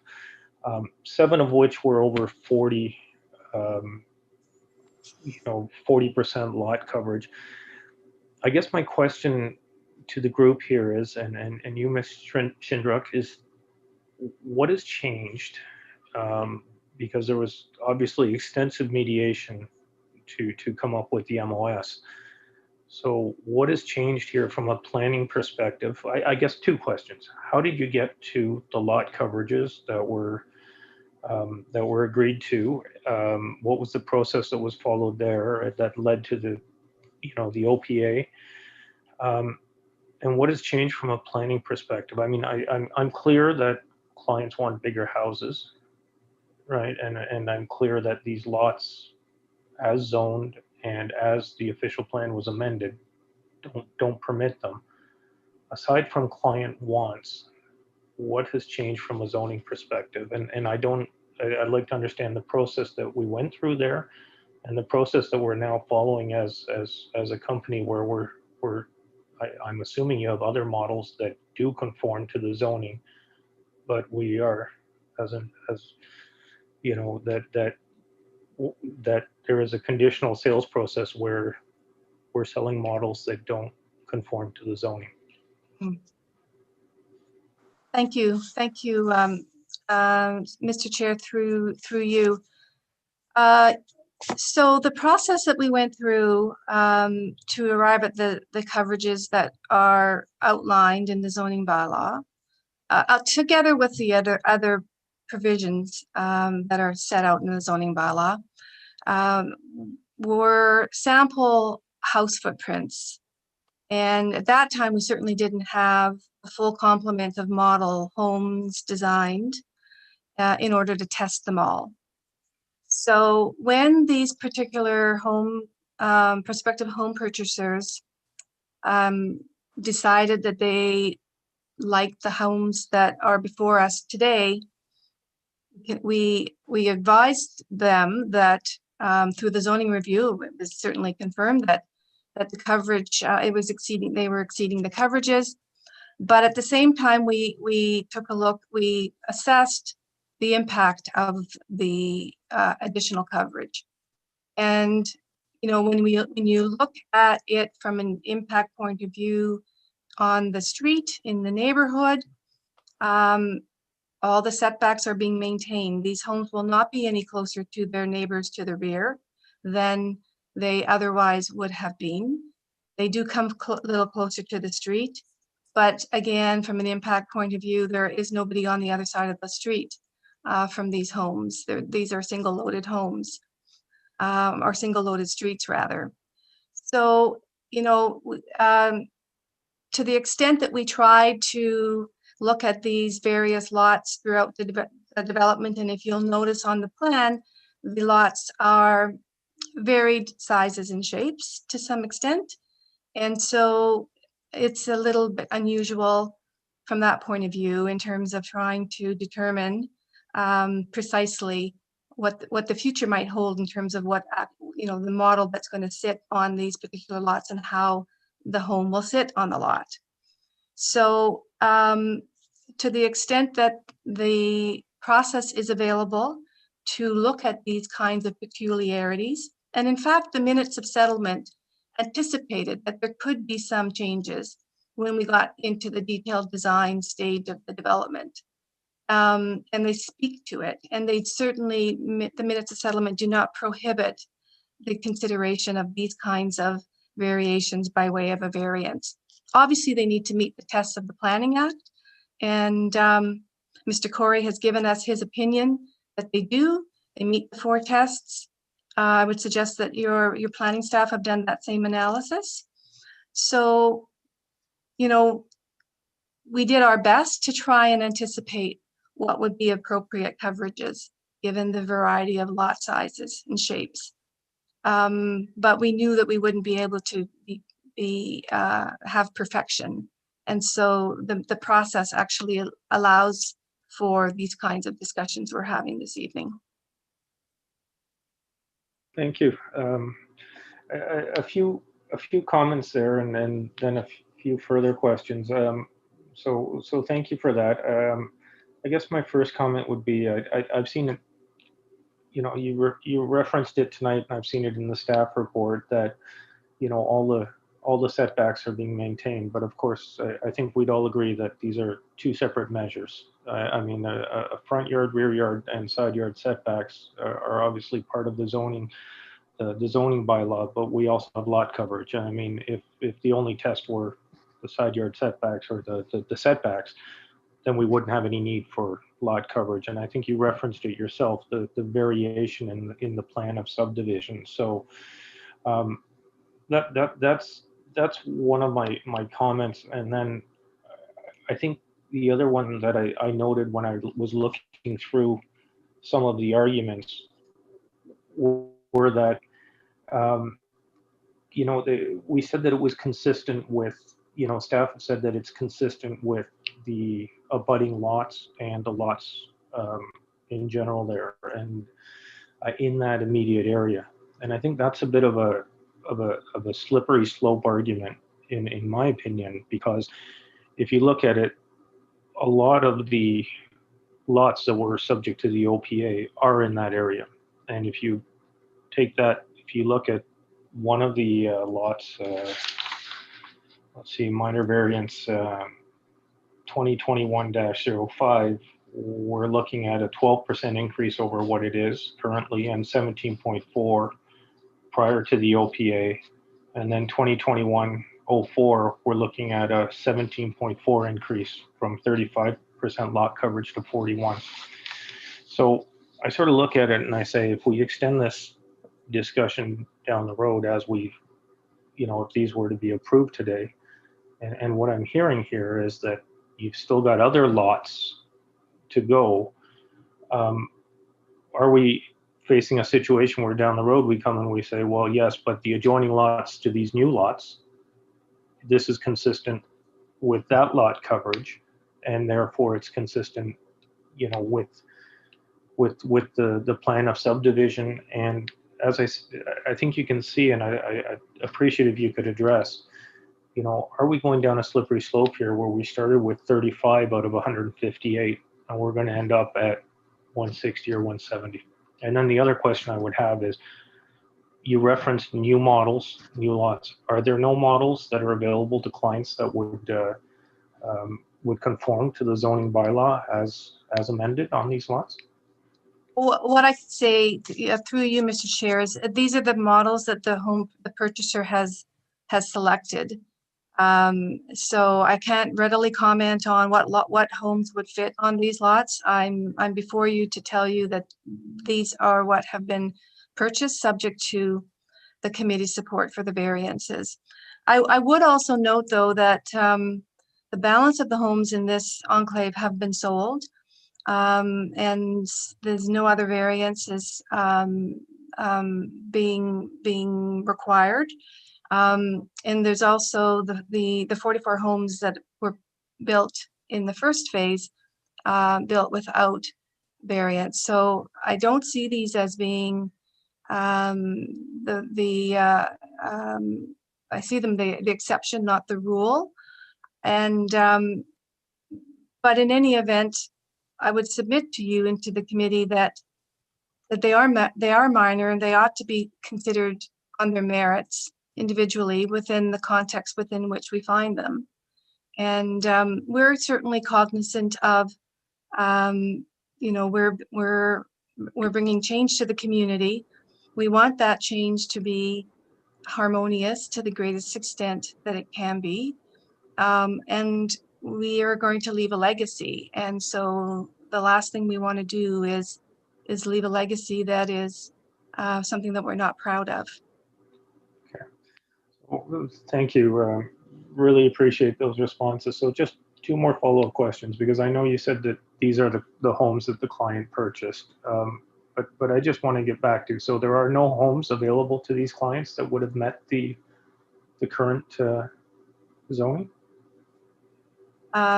Again, I don't know the details. I'm not involved in the sales program. It's possible. I don't know that we have, there's about a dozen different homes.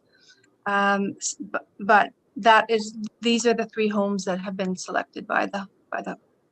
Okay, fair enough. And then you may not know this question as well, but it's for you, Mr. Chair. So how many of the lots have been contracted for sale at this point? Well, 44 in phase 1, 27 in this enclave, and I think we're close to selling the phase 2B, which is about another 25 lots. Okay. Okay. Thank you very much. That's all for me, Mr. Chair. Thank you, Steve. Daniel, Michelle? Yes, Michelle, go right ahead. Thank Yeah, you. through you, Mr. Chair, just a quick question. What hardship would it be for these buyers to put a house that complies on these lots, or perhaps select another lot where it does comply based on the OMB decision and what is permitted? Well, through you, Mr. Chair, I can't speak for the purchasers and the hardship it would create. I can simply say that the minutes of settlement that led to the approvals that we have today anticipated that there may be variations that occur and allowed for the opportunity to bring forward these kinds of variance applications, subject to the tests that they need to be subjected to. And that is the context within which we'd ask you to consider these. Okay, thank you. Daniel? Any comments or questions? Through you, through the chair. It's like my 2 colleagues have pretty much asked the same question, and it just, the answer is always high level in terms of if customers are offered three models of a home that can go on a lot, and 2 comply and 1 doesn't, but the one that doesn't comply is the large home that's available, it makes it problematic in terms of following the intent of the settlement. And it just having to continuously try to move the envelope forward. I'll use Michelle's expression of a 1,000 cuts. It's always just problematic to see these exceptions as the market grows, as Aurora becomes more and more of a hot place to move to, and as a result of that, more money comes in, the houses are bigger. But there are bylaws, there is intent, there's the town makes decisions to have homes of a certain size, of a certain look,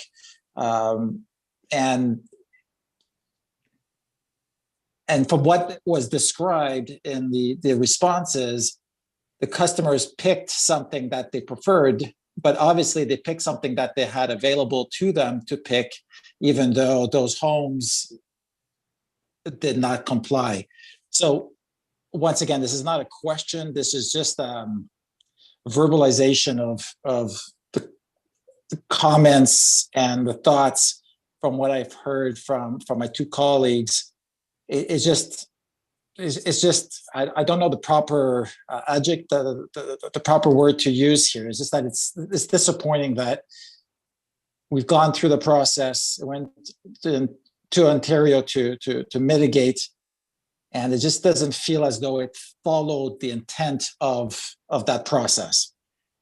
So my comment, I'll leave it there. Mr. Chairman, I'm sorry that the committee member feels the way he does. And yes, it was a process, and we worked hard with the community, and we're grateful for the efforts that were put in by everybody. We all worked really hard, and we did our best to anticipate, you know, what provisions would be appropriate. Having said that, we also recognized collectively that we might not be able to, there may be variations for a variety of reasons. And consumer choice is one of those reasons. So then we're faced with the question, okay, is it reasonable? What is the impact of those decisions, of those choices? And I would submit to you that from an impact point of view on these new little streets, an impact on the broader community, it will be negligible because of the reasons that I have alluded to. We will not find these homes coming any closer to their neighbors. We've met with the neighbors. We explained to them what we are proposing. We talked through it with them. And in some instances, we have agreed to you know, change the fencing that was proposed or change the plantings that were proposed where we interface with those neighbors. So our neighbors immediately adjacent to these 3 lots are not here objecting. They are informed because we proactively met with them individually. And you see the results of the testing of the variances against the 4 tests in the Planning Act, both by our professional planner and your professional planning staff. And I would submit to you that that is the purpose of the variance option or opportunity. Obviously, we must meet the tests. We must think about impact. And I offer to you that we have done all of that. So I'll just leave it with one final comment, if you allow, Mr. Chair. And it goes to the term that Michelle used, which is hardship. Both colleagues asked if there was any properties left to be sold, if there was any difficulties selling the properties and so forth. And no, by the answer is all the properties have been sold. So obviously there isn't a hardship in selling the land. It is, and therefore it just feels to me that it would have been just as easy to follow or to have much smaller variance requests, sorry, that are being brought forward here today. So it's yes, there are definitions of minor. There are a number of different criteria that we are asked to look at when we're making our decisions, and and history falls under that and so forth. So, anyways, I appreciate the honesty and the answer and the additional comments or the additional information from my comments. Much appreciated. Thank you. Welcome. So I'm going to echo, Cheryl, some of the comments that the other members of the committee have made. I look at, so what we'll do is because there is such a discrepancy between lot 30 and the percentage increase that you're asking for, lot 42 and the percentage of increase you're asking for, and 43, they're all quite different. So I'm going to suggest that we are going to go through them individually, and look at it on the individual basis and individual cases. So in my experience, and I'm a planner, and I've done this all my life. And if you were listening to how our meeting has gone, and I appreciate you quote unquote hanging in as long as you have in order to get your applications before the committee. I've worked on both sides of the industry, both as a municipal planner and as a consulting planner. And as a consulting planner, I've worked on plans of subdivision on behalf of developers where if you had 25 lots and you had one or two that were slightly smaller lots, and sure, model designs that you've got that would fit on larger lots. I've worked for developers who wouldn't even offer a larger home on a smaller lot that didn't meet the requirements. And there's a number of good reasons for taking that kind of position as a developer. And on the other side of it, as a municipal planner, I've looked at similar types of applications that have come across my desk. And, one of the comments that I made as a matter of course is, are there any other lots in the development that would allow that particular model to be located? And can you take your customer and if it's in a subsequent phase, then ask them if that model means that much to you, and it means the difference between getting that property this year or next year, is it worth it to you to wait? And I would ask if you mentioned that, and correct me if I'm wrong, are all of the lots in this particular phase sold? I believe they are, but I would stand corrected. Again, I'm not I'm not in the sales department of our company. But I do believe that this enclave is sold out. And there is another phase that would be coming in the future, am I correct? We do have other phases, yes. Of course, we have a total of 158 homes to build. Right. So these particular models could be offered on other lots where they would comply with the minutes of settlement for the overall development. Would that be a correct assumption on my part?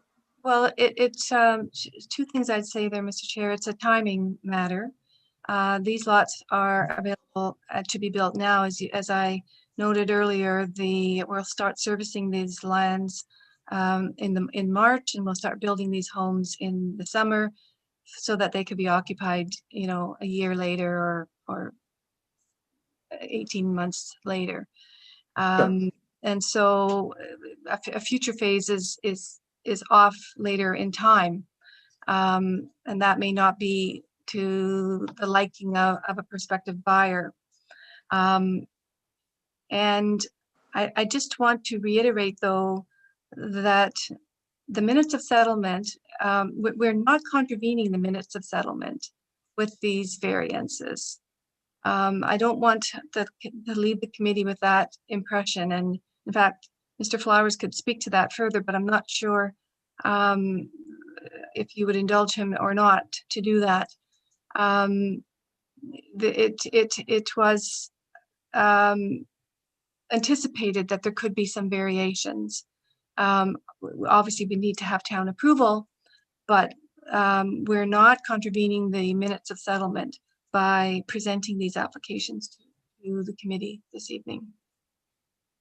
I don't think you would be, because the minutes of settlement would preclude you from doing that, and I don't believe that they do. And yeah, although I come back to comments that were made by some of my colleagues. So we start at 35%. On this particular lot, you were approved to go to 38. You're now asking us to go to 39.3. So a 1.3% increase between the minutes of settlement and the application today, and 4.3 between a 35% lot coverage as a starting point and where you are today. The other ones are different, and that's why, as chair, I decided that we need to look at these individually.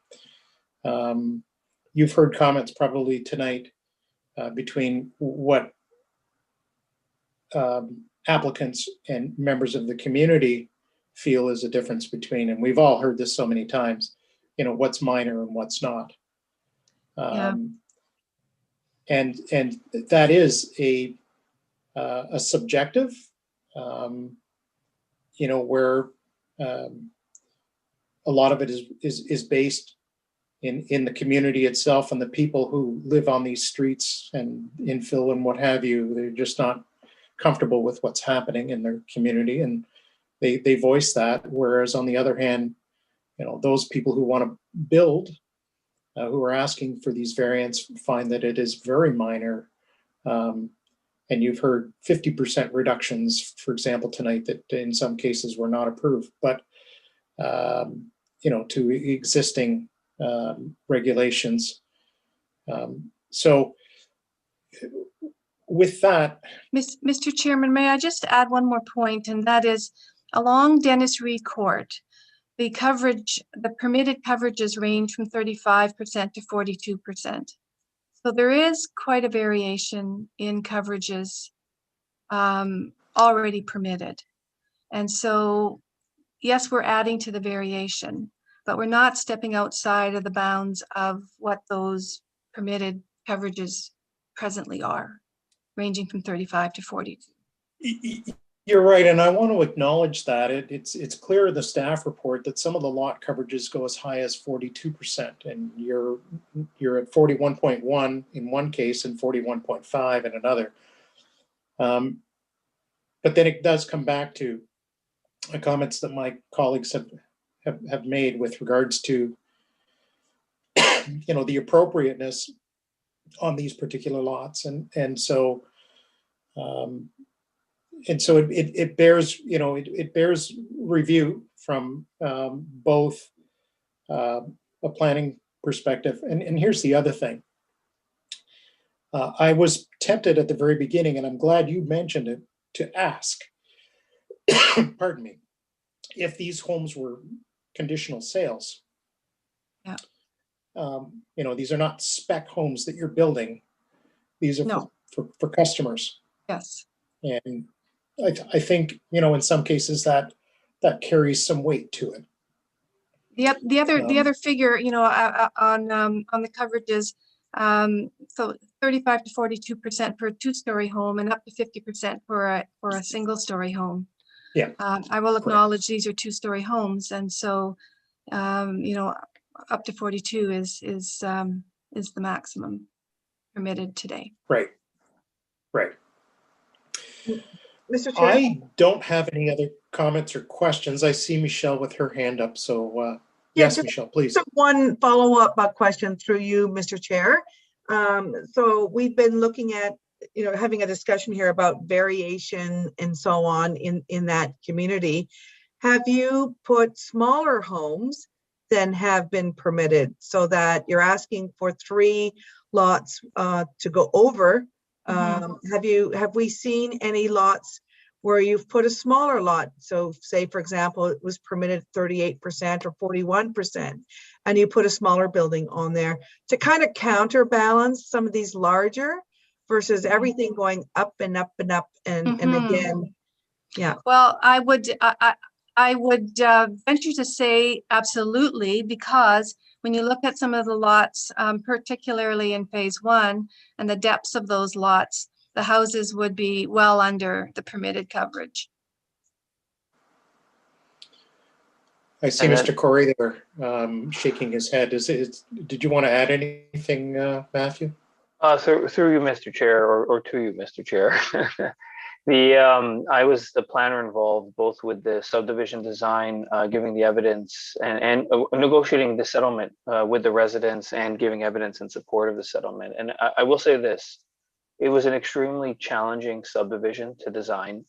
We spent a lot of time working with the residents to try to nail down as many of the zoning aspects as we could. But there was always an acknowledgement and understanding through that process that we could only go so far. We actually had proposed no coverage calculations at the beginning of that process because we did feel that the yards were appropriate and there would be flexibility there. in discussion on the settlement, there was a desire and an intent to try to lock down specific coverages. And I know we did the best we could at the time, knowing that there was variation and there would be variation. And I just want to make that clear, because I know we were saying what's the intent of the bylaw here, and the intent of the bylaw, I'd say more than anything, was to provide the building envelope that is described by the yards, which is why, as you see in my planning opinion, I referenced that the yards are respected in all cases. Certainly coverage always has a role to play, and Mr. Chair, as a fellow planner, you're well familiar with that. But in this case, I'll say two things were paramount in that consideration. First was the interface around the yards, and you've heard Ms. Shindrook describe the fact that the neighbors around us have been informed and they're not here in opposition, which I think speaks volumes given how active this community has been and how scrutinized both the approvals and this is going forward. And second is just generally the massing on the site or on the lot itself. And in the cases of the lots we're talking about, they tend to be closer to the minimum of the lot standards, just by nature of it. And as Ms. Shindrook has said, many of the other lots have extra width and extra depth than what would be otherwise anticipated or required by the zoning bylaw. And any standard home that's being built and of the ones that Geranium is looking at would always be well under the coverage in those instances. So just in terms of the slippery slope and your beautiful analogy of death by 1,000 cuts, that's just not going to happen here. I mean, there's very few instances where the lots in the whole subdivision, and if you see the subdivision plan as a whole, are in that minimum kind of space, and those were always the ones that we knew we may have to look at again. And that was an active discussion even in the settlement and then moving forward with the subdivision plan. So that's the only thing I wanted to add, Mr. Chair, just some planning, color, commentary, context for both the intent of what the intent of the zoning to not have the homes essentially with the coverage get too big from an experiential perspective, which I think you're hearing quite clearly the residents don't have a concern with this. But also just there was a limit to how much we knew that the coverage was going to be right with how we were setting it at the time, because we were only using estimates of the building footprint.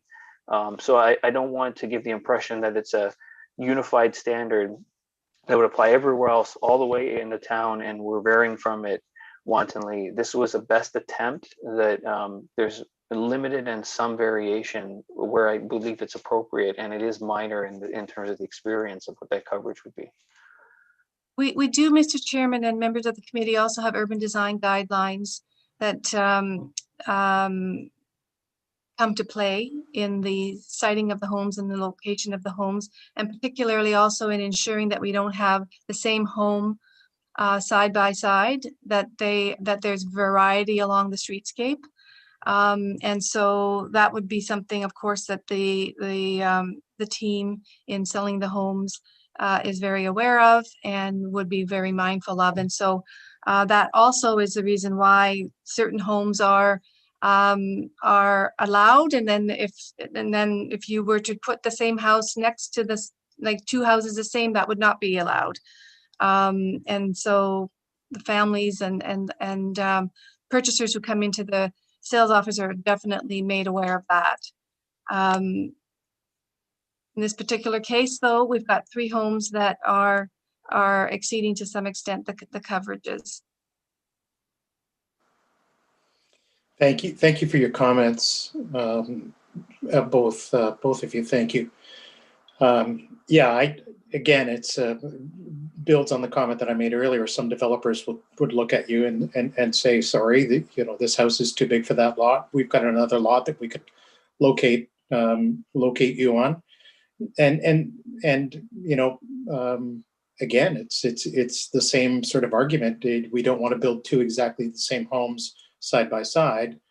That's a different criteria, but again, some developers will impose that, some won't. So in your case, that's again a different criteria that has planning merit, and it has design and urban design merit as well. Any other follow-up from any other member of the committee?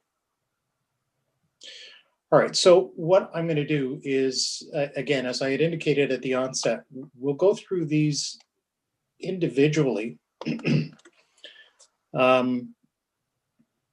I will give you an opportunity once I go through this one and begin the next one. If there are any other comments you want to make, I will give you that opportunity. So I'll look to the committee then for a motion on this first application. Steve, yes. Thank you. Through you, Mr. Chair, I move that we approve minor variance application 2021-03. That would be lot 38 at 21 Golf Links Drive, subject to the conditions outlined in the staff report. Thank you. Look for a seconder on that motion. Daniel?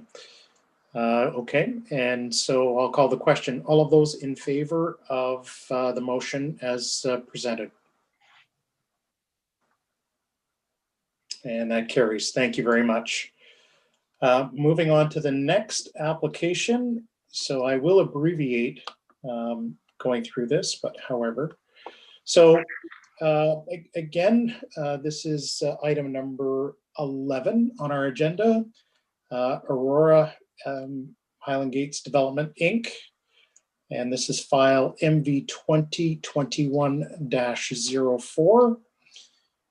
The owner applicant is requesting relief from the requirements of the town's comprehensive zoning bylaw 6000-17 as amended to increase the lot coverage for a proposed two-story dwelling. The following relief is being requested. A, section 24.465.6 of the zoning bylaw allows a lot coverage of 35% for a two-story dwelling. The applicant is proposing a lot coverage of 41.1%.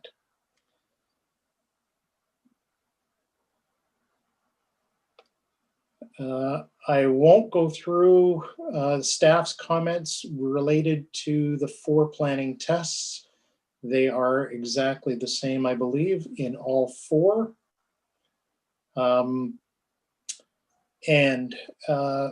Comments from departments and agencies, just very briefly.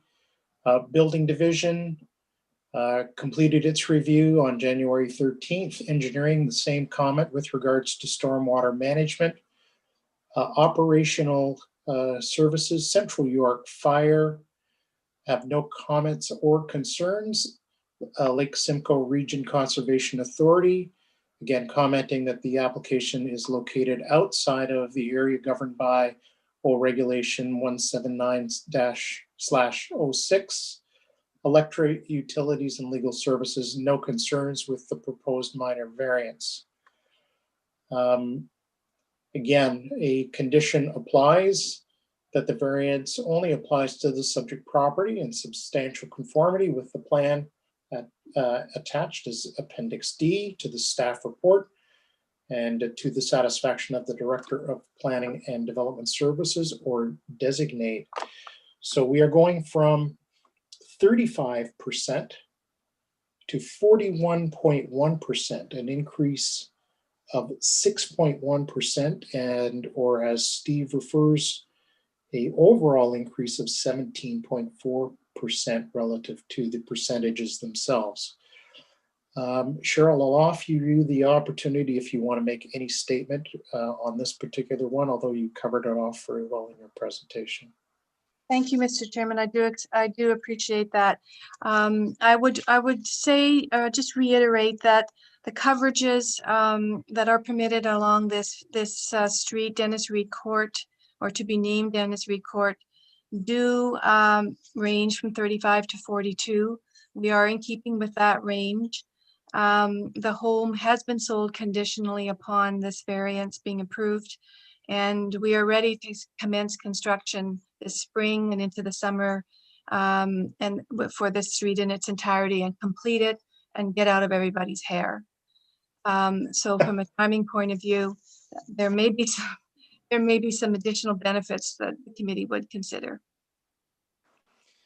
Yeah, this one, Cheryl, just sort of caught me because I was kind of surprised that we were going from the 35 to the 41.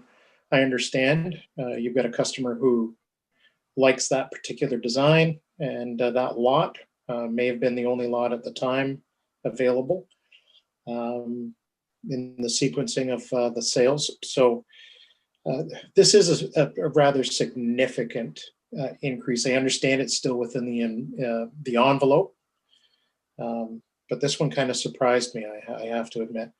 Any comments relative to just this application from members of the committee?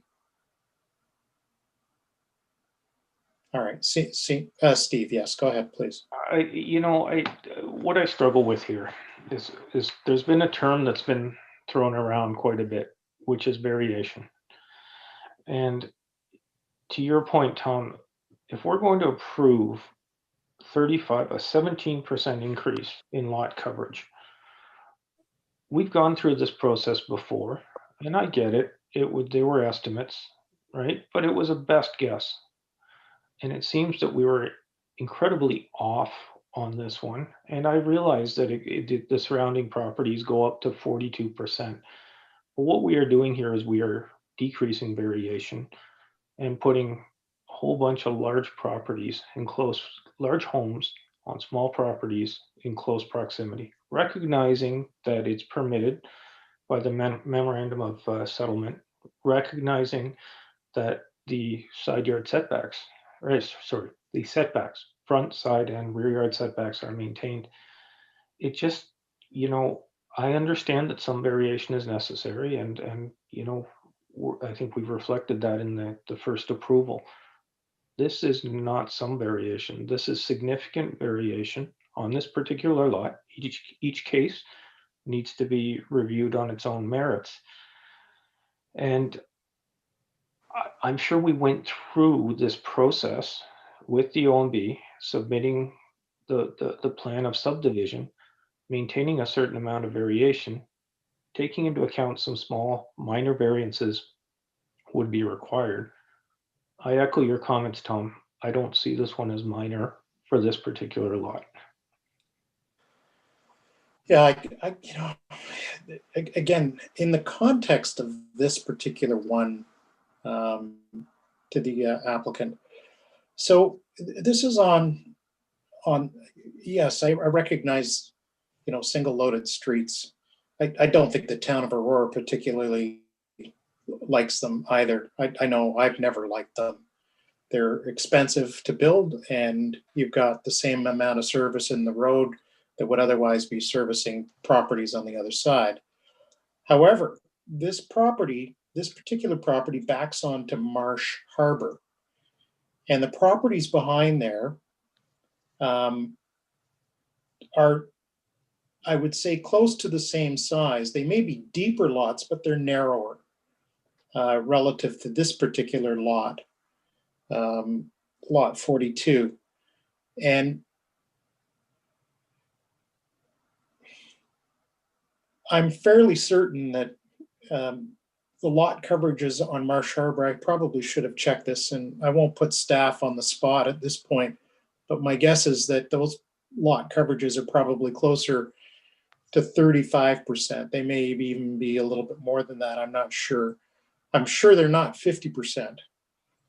But this one here does back onto two properties on an existing subdivision. And I struggled with the increase on this one, and I understand it is because you've got a particular design that the customer wants.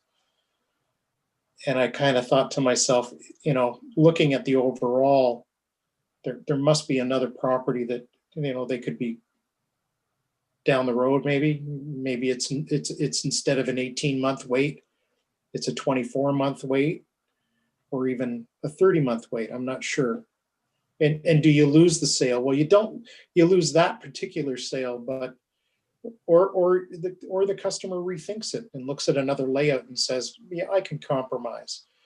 You know, or the customer says, I'm sorry, I'm going to look at another property, in which case this goes back on the market, and you've got some feedback from our committee as to how far we're prepared to go, or maybe not how far we're prepared to go, but how far we're not prepared to go. So this one I did struggle with quite a bit, and I'm not totally comfortable with that amount of increase over what would normally be a 35% lot coverage, and the minutes of settlement that left this one at 35%, and now we're at over 41. You know, my thoughts on those are my thoughts on this one. I don't like to paint, you know, like with a broad brush, you know, that this one's okay and then that one's not. The one saving grace that I will mention, this is not an infill. You know, we're not on a street that has, you know, like the other applications that we've dealt with tonight. That this is not an established, the established neighborhood is the properties at the rear. But the street itself is not an infill. And that would be the only saving grace that I would see on this one. But I have to say, I was sitting on the fence on this one from the moment I saw it. And you know, the only two things that you've told me, Cheryl, are it's a conditional sale. Yeah. And it's not an infill lot. So that's the only reservation that I've got on this one. And we have spoken to our neighbors, Mr. Chairman. We went to them even before they got notice from the town to say, here's what we're proposing. You know, we would like to explain it to you. We would like to hear what your concerns, if any, might be. We didn't get any concerns that were articulated. And certainly they're not here expressing any concerns this evening. And you know, to your point, you're right. Unfortunately, you know, it's been my practice, both as a planner and a member of this committee, to suggest to folks that before you come here, if you can get a letter of support, that carries as much weight, in my opinion, as a letter of opposition. Mm-hmm. In fact, in some cases, it carries more weight because we know that you've done your due diligence. You've got something that supports it, as opposed to, you know, I don't know what you've shown them. Right. You could have said, oh, we're just a minor lot increase in percentage, no big deal. And they might have said, oh yeah, okay, that's fine. But what did you show them? Well, you can't tell me what you can't show me what you've shown them, and you can't bring me a letter that says, we've seen the drawings, we've seen the plans, we have no objection. So I'm kind of, I understand. You know, I can tell you that we did show them what we've showed you this evening: schematic, the lot plan, and the house design. Well, the elevator. And the other part of this is this has gone to the OMB. So these folks have had a chance, you know, through this whole process. So I concur that, you know, I'm not blind to think that you didn't show them anything. They've been very much a part of this whole process. Yes, Michelle.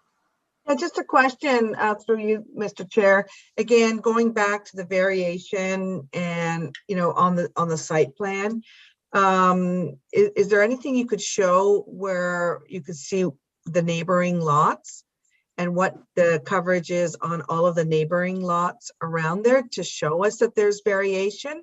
Or are we all talking 41.5% across the board along that whole row? You know, so it's really hard to, you know, I mean, yes, you might have variation across the 10 acres or what have you, but, you know, when you've got this enclave of home and you've got like big, because this is your second phase and that's all people want to buy. So you're not putting any variation on some of the lots with the 35%.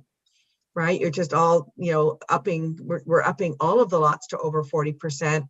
It doesn't really show me that there is variation. Well, I have trouble with this one as well. I see. The rest of the lots on this street are sold without changing the coverage, but the coverages do vary from 35 to 42%. Along this. Michelle, let me just jump in here, Cheryl. So the variation, Michelle, even in the 3 lots that we're looking at, the first lot in the minutes of settlement went to 38%. This one stayed at 35, and the one that we're going to be dealing with next was 35 and went to 37. So there is variation. Now that's a function of how big the lot is as well. So we don't know that. But there is variation, and I'm sure, I don't know if staff have can provide any information there on that. Tom, if I may, Mr. Chair, in the staff report, it does outline lot. Yeah, I see some of them. Lot 37, 39, lot 38, 42, lot 39, 41%, lot 40, 41, lot 41, 40%, and lot 43, 37%. So that's what's listed in the staff report. There's 2 that are under 30, under 40 at 37 and 39 respectively. And then there's 4 more that are over 40 in this enclave. So there are all large homes. This one doesn't seem to be any variation there. They're all about 40, 41%. To me, that's not a variation. These next 2 variances are the ones that were the smaller homes that are going up in size. Yeah. All right.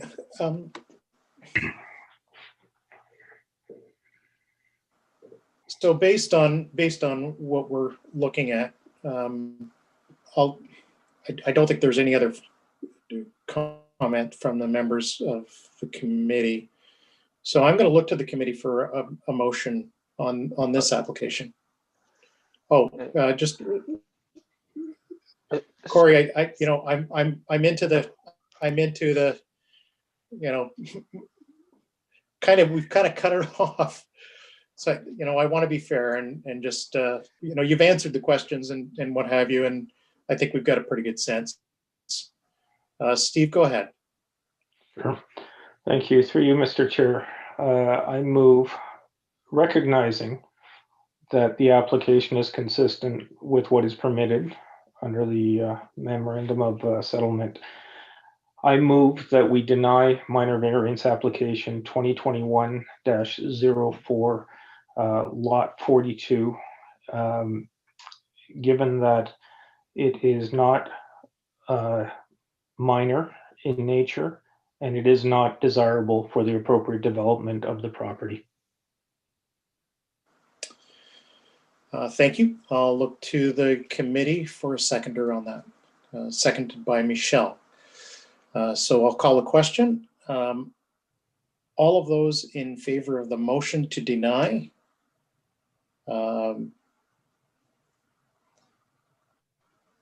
And I am also going to support the motion. So with regards to MV 2021-04, that application is denied. And I'll move to the final item for consideration. And this one is, again, Aurora HGD Inc. File number is MV 2021-05. In this application, the owner applicant is requesting relief from the requirements of the town's comprehensive zoning bylaw 6000-17 as amended to increase the lot coverage for a proposed 2-story dwelling. The following relief is being requested. A, section 24.465.6 of the zoning bylaw allows a lot coverage of 37% for a 2-story dwelling. The applicant is proposing a lot coverage of 41.5%. And again, comments from staff. With regards to the OP, are in keeping with the general intent of the OP. And in terms of zoning, staff are of the opinion that the increase in lot coverage meets the intent of the bylaw. In terms of the appropriate development of the property, again, staff are supporting the application, that the lot coverage increase will not result in any impacts to abutting properties and is desirable for the appropriate development of the lot. And is it considered minor in nature? Staff are of the opinion that the requested increase from 37 to 41.5 is minor in nature and will have no impact on the neighborhood character of the street or abutting properties. Again, going through the departments and agencies circulated, just very briefly, building division, again, reviewed, completed on January 13th. 2021. Engineering, same comment, receiving updates to the stormwater management report. Has no additional concerns. Operational services, no concerns. And Central York Fire Services, no comments were received. Lake Simcoe Region Conservation Authority is located outside of the area governed by OREG 179-06. Electric utilities and legal services have no concerns. So the one condition in Appendix A is again part of the condition for approval, and that the variance would apply only to the subject property in substantial conformity with the plan as attached as Appendix D to the staff report and to the satisfaction of the Director of Planning and Development Services or designate. So in this case, we're looking at an increase from originally 35 in the minutes of settlement going to 37. And we are again at 41.5%, or an increase of 4.5%, or as indicated earlier by Steve, we're somewhere around 12% between original and overall relative to the percentages of lot coverage. Cheryl, on this one, I know again we've gone through the plan that you've presented in your presentation. Any other comments on this one? No, you're Goes to 37 and then from 37 on, but that is not actually the way the zoning manifested when it was being done. As I said, we originally proposed no coverage, and then there was an intent to put this zone category onto the site. And there was a discussion when that unfolded that it may not be appropriate in some lots, which is why the variation occurred, why we said we did our best guess to say which lots would need different coverage in that regard. And I will say this, that when you look at the variation of coverage, particularly on this road, which is one of the only places you see this kind of concentration of it because of the nature of the lots, that variation was deemed fine and appropriate when the zoning was being established through the rest of this street. That's why you see the lots in the table from the staff, 40, 41, 41, 42% coverage as you go down. And it does provide a consistency. I know we're talking about variation, and there were sort of two discussion points on variation. One being we want to encourage variation, and I think that happens throughout the whole development, very much so. But then the other was, I think, what Member D'Angeli was speaking to, which is not having too much variation, how big of a variation from the zoning standard would be going on. And I just would like to emphasize once again that in the case of these lots and the experience on the street, I think you made an excellent point, Mr. Chair. It does bear consideration that this is a new development where there was a best attempt to estimate the zoning requirement when it was being established. The experience of it is new, and that and in this case, especially with this lot, it is right next to a corner lot, which is a much bigger lot, and the experience of the coverage and the massing on the site is going to feel identical to what is next to it. I do believe it is appropriate and minor, truly, in terms of the intent of coverage as a control under the zoning bylaw, as well as just, the intent in terms of it. The deviation from the standard is not, it's not just a numerical, as I know you all well know, it's not just a numerical number, it's the experience of it and the intent of the zoning and trying to control coverage in this case. Appreciate your comment. Yeah, no, I appreciate your comment again.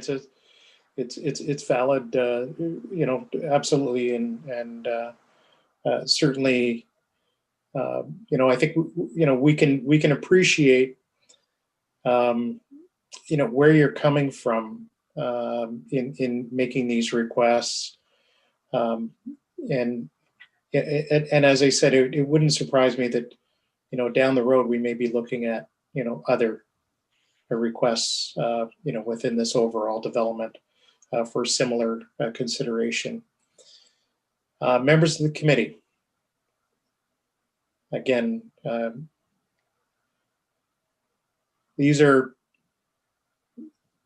individual, and I think I voiced my concern in the last one. I don't have the same level of angst in this one. This one is 4.5 overall. It's still significant. And this particular lot, and by the way, all night long, you've seen me sort of looking sideways. I've got two computers going here. Otherwise, there would be way too much for me to try and manage with just one. So, and reports and documents and emails from everywhere. Yes. And I'm trying to operate in a more paperless type. Doing a great job. Well, it's not perfect, I can tell you. All right, Mr. Chair, it's better than my arrangement, which is looking at a big monitor up top. So people think I'm staring off into space. I apologize for that myself. I'm starting to get used to, in my case, my kids are all gone, but applicants and other members of the committee who have much more hair than I do and a whole lot less gray than mine, with kids and life going on around us. And I think we're all unfortunately getting used to it. Yeah, so Daniel turns his screen sideways. But we try and be as relaxed as we possibly can be. And but we do take our job and our role in this community very seriously. So I apologize, I've been turning my head sideways. You can probably tell from the glare of my glasses. I'll look to the members of the committee then for a motion on this final application. Daniel.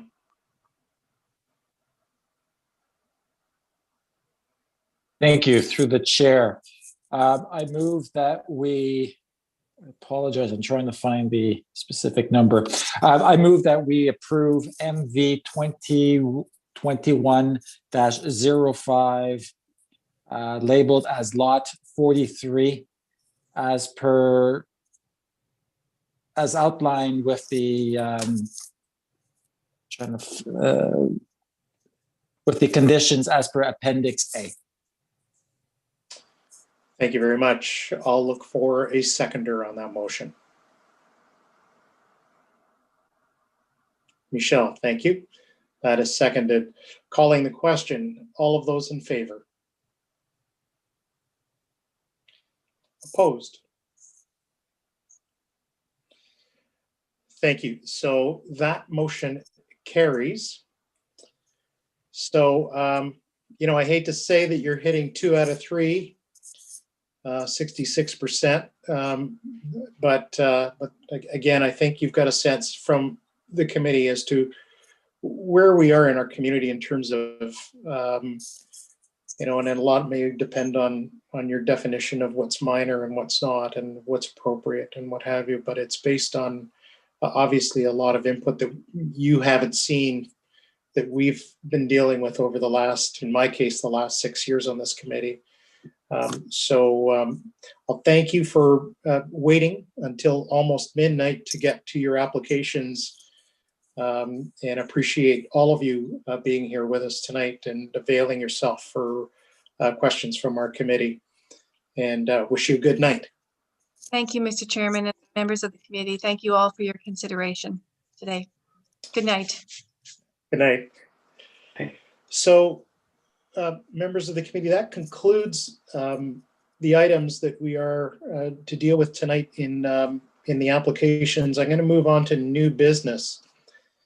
I have an item to bring forward, and that would be our current situation with regards to the lack of a vice chair. And I believe that we do have an opportunity within the existing members to appoint or elect, if you will, or appoint a new vice chair. Linda has been nice enough to give us an update. It looks like we might be looking at a new member in April. Our options are we can wait until that new member joins and bring that new member into the discussion. Or what we can do is, if there is an individual who wants to make a nomination for someone to be vice chair tonight, we can do that. I would suggest that we might want to do that and have at least a vice chair, even on a temporary basis, moving forward in the event that that something ungodly happens to me, like lose my voice or something worse. Michelle has informed us that she will be leaving the committee, that her house has been put on the market, so we know that something is happening there. And so I took the opportunity to speak to each of you to suggest that you consider it. And after that, we have had some discussion. So Michelle, I believe that you wanted to put a nomination forward for a vice chair. I do. I would like, through you, Mr. Chair, is to nominate Daniel for the position of vice chair of this committee. So I'm going to ask for, is there a seconder? Steve seconds that nomination. So Daniel, with your consent, which I understand, I see you accept the nomination. God, it feels like I'm in some kind of an election right now. Haven't we had enough of that? I'll call the question. So all in favor of the nomination and election of Daniel to vice chair? And that carries. I don't know if you can vote on that. I don't know. I didn't know what to do. Anyway, we've got quorum with the three of us. So Daniel, you are now the vice chair of the Committee of Adjustment, and all of that to which it entails. All the pomp and circumstance, yes. All the reporting. All the report writing. To staff, is there any other new business coming forward from staff?